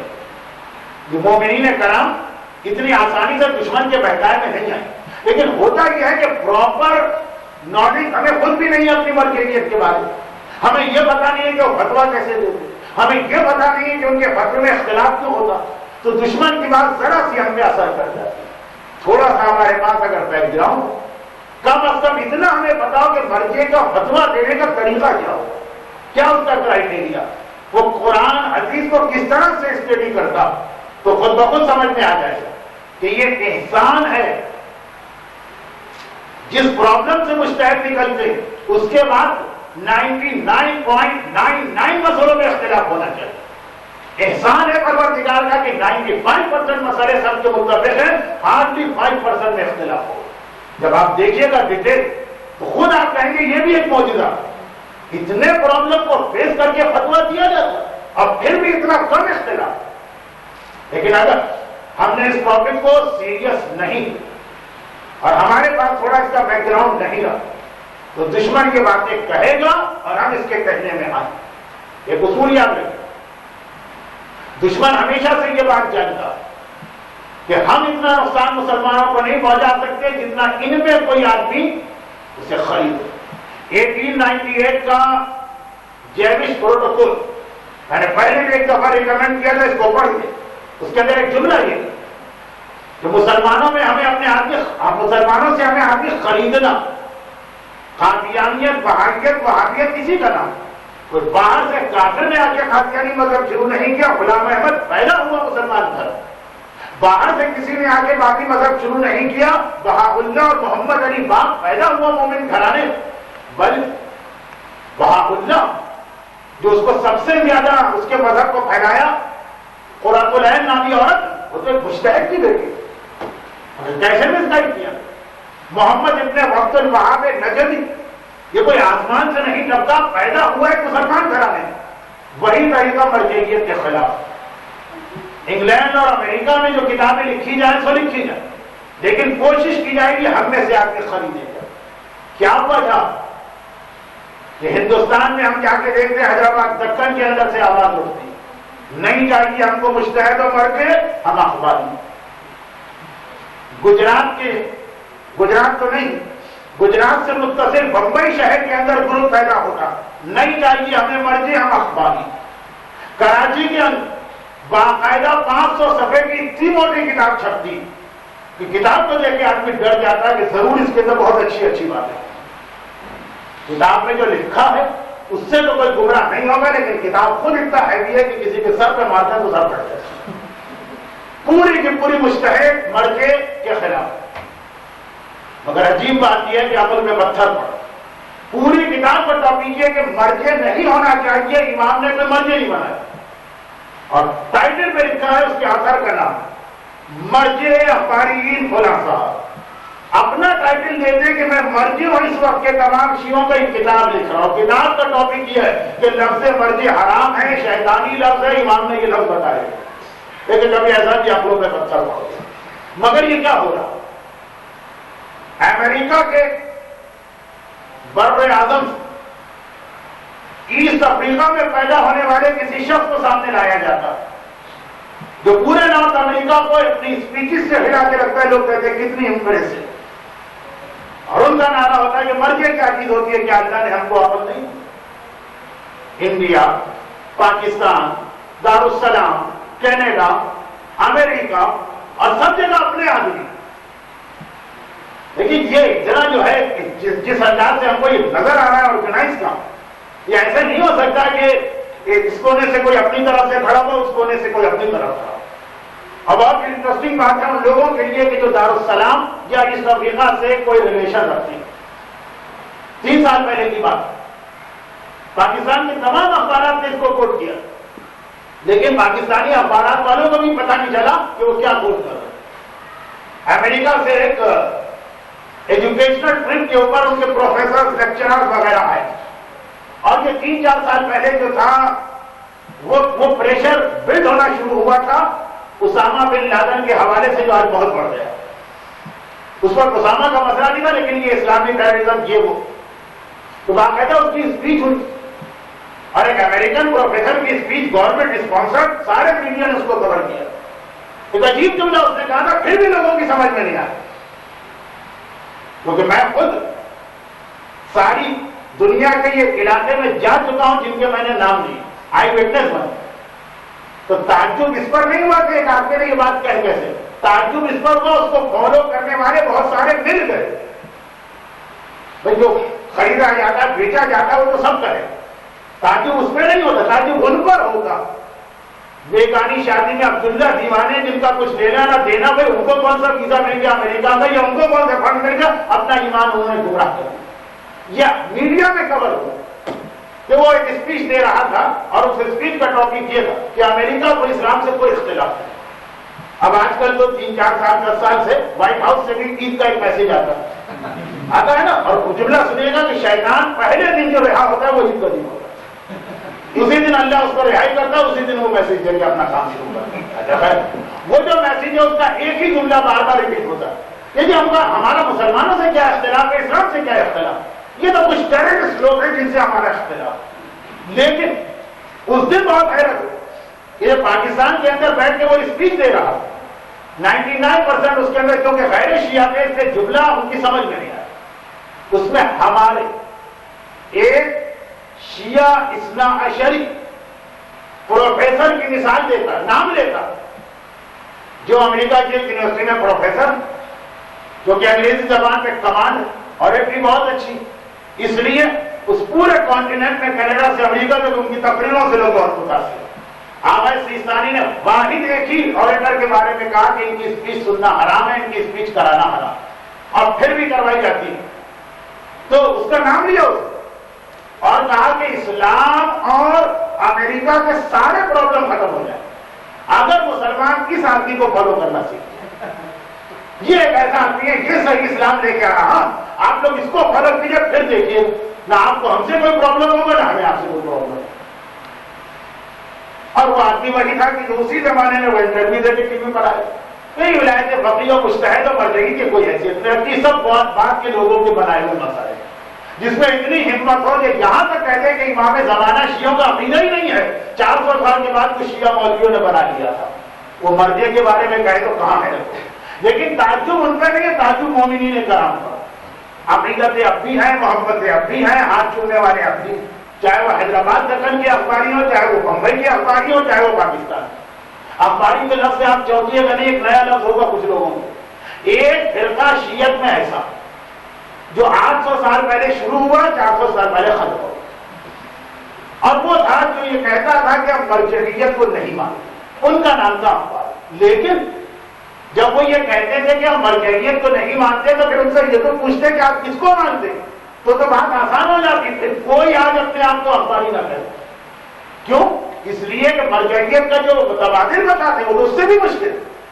لیکن یہاں کی خبر پھیل گئی کہ ایک ایسا فرقہ شیعوں میں گزرا ہے جو مرجع کو نہیں مانتا، یہ نہیں پتا کہ پھر وہ کیا مانگیں گے۔ اس کو قبول کریں گے تو الٹی ہاتھیں گلے پڑیں گی، نماز پڑھوانے جا رہے تھے کہ مرجع سے نجات ملے، روزے بھی واجب ہو جائے، یہ نہیں پتا، یہ لفظ استعمال ہونے لگا۔ تو صاحبان ایمان، میں بہت زیادہ وقت آپ کا لے بیٹھا، لیکن یہ بات تو آپ کو معلوم ہے کہ 2:30 بجے نماز ظہرین ہوتی، 3 بجے پروگرام شروع ہوتا ہے، دعائیں اور قصیدے یا مرثیے جیسا موقع، 3:30 بجے سے 5 بجے تک میرا لیکچر کا وقت، اس سے زیادہ میں نے وقت نہیں لیا۔ ہاں اگر آج مسائل ہوتے تو شاید تقریر کچھ زیادہ لمبی ہو جائے، تو ابھی 5 ہی بجے بظاہر آپ کو لگ رہا ہوگا کہ بہت لمبی تقریر ہوگی، کب سے شروع ہو رہی اور کب تک چلتی چلی گئی ہے، لیکن وجہ یہ تھی کہ ٹاپک بہت وسیع اور اگر میں ان کو اتنا پھیلاتا نہیں تو یہ 3 تقاریر میں اس کو مکمل کرنا بہت مشکل ہے. تو آج خلاصہ یہاں تک پہنچا کہ شیطان قید سے آزاد ہوا, وہ بھرپور انتقام لینا چاہتا, اور اس وقت دنیا بھر کے شیطانوں کا ہدف ہے کہ شیعہ کو اپنے مجتہد اور فرقے کے اگینسٹ کیا جائے.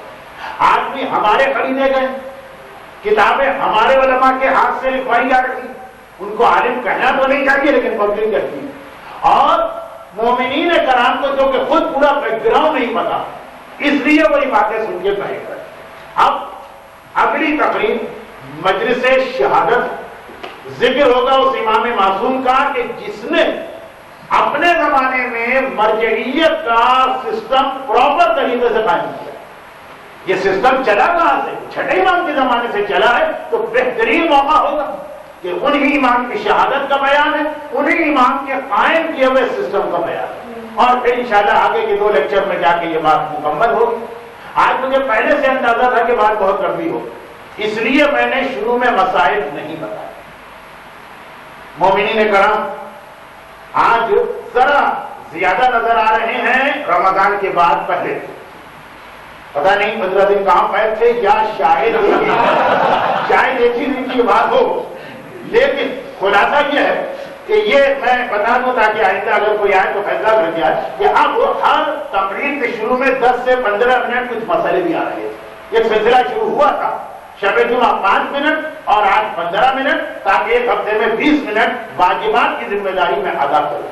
تو وہ آج میں نے اس لیے نہیں رکھا کہ تقریر کا ٹاپک ہی مسئلے مسائل جیسا تھا اور وقت بہت زیادہ تھا.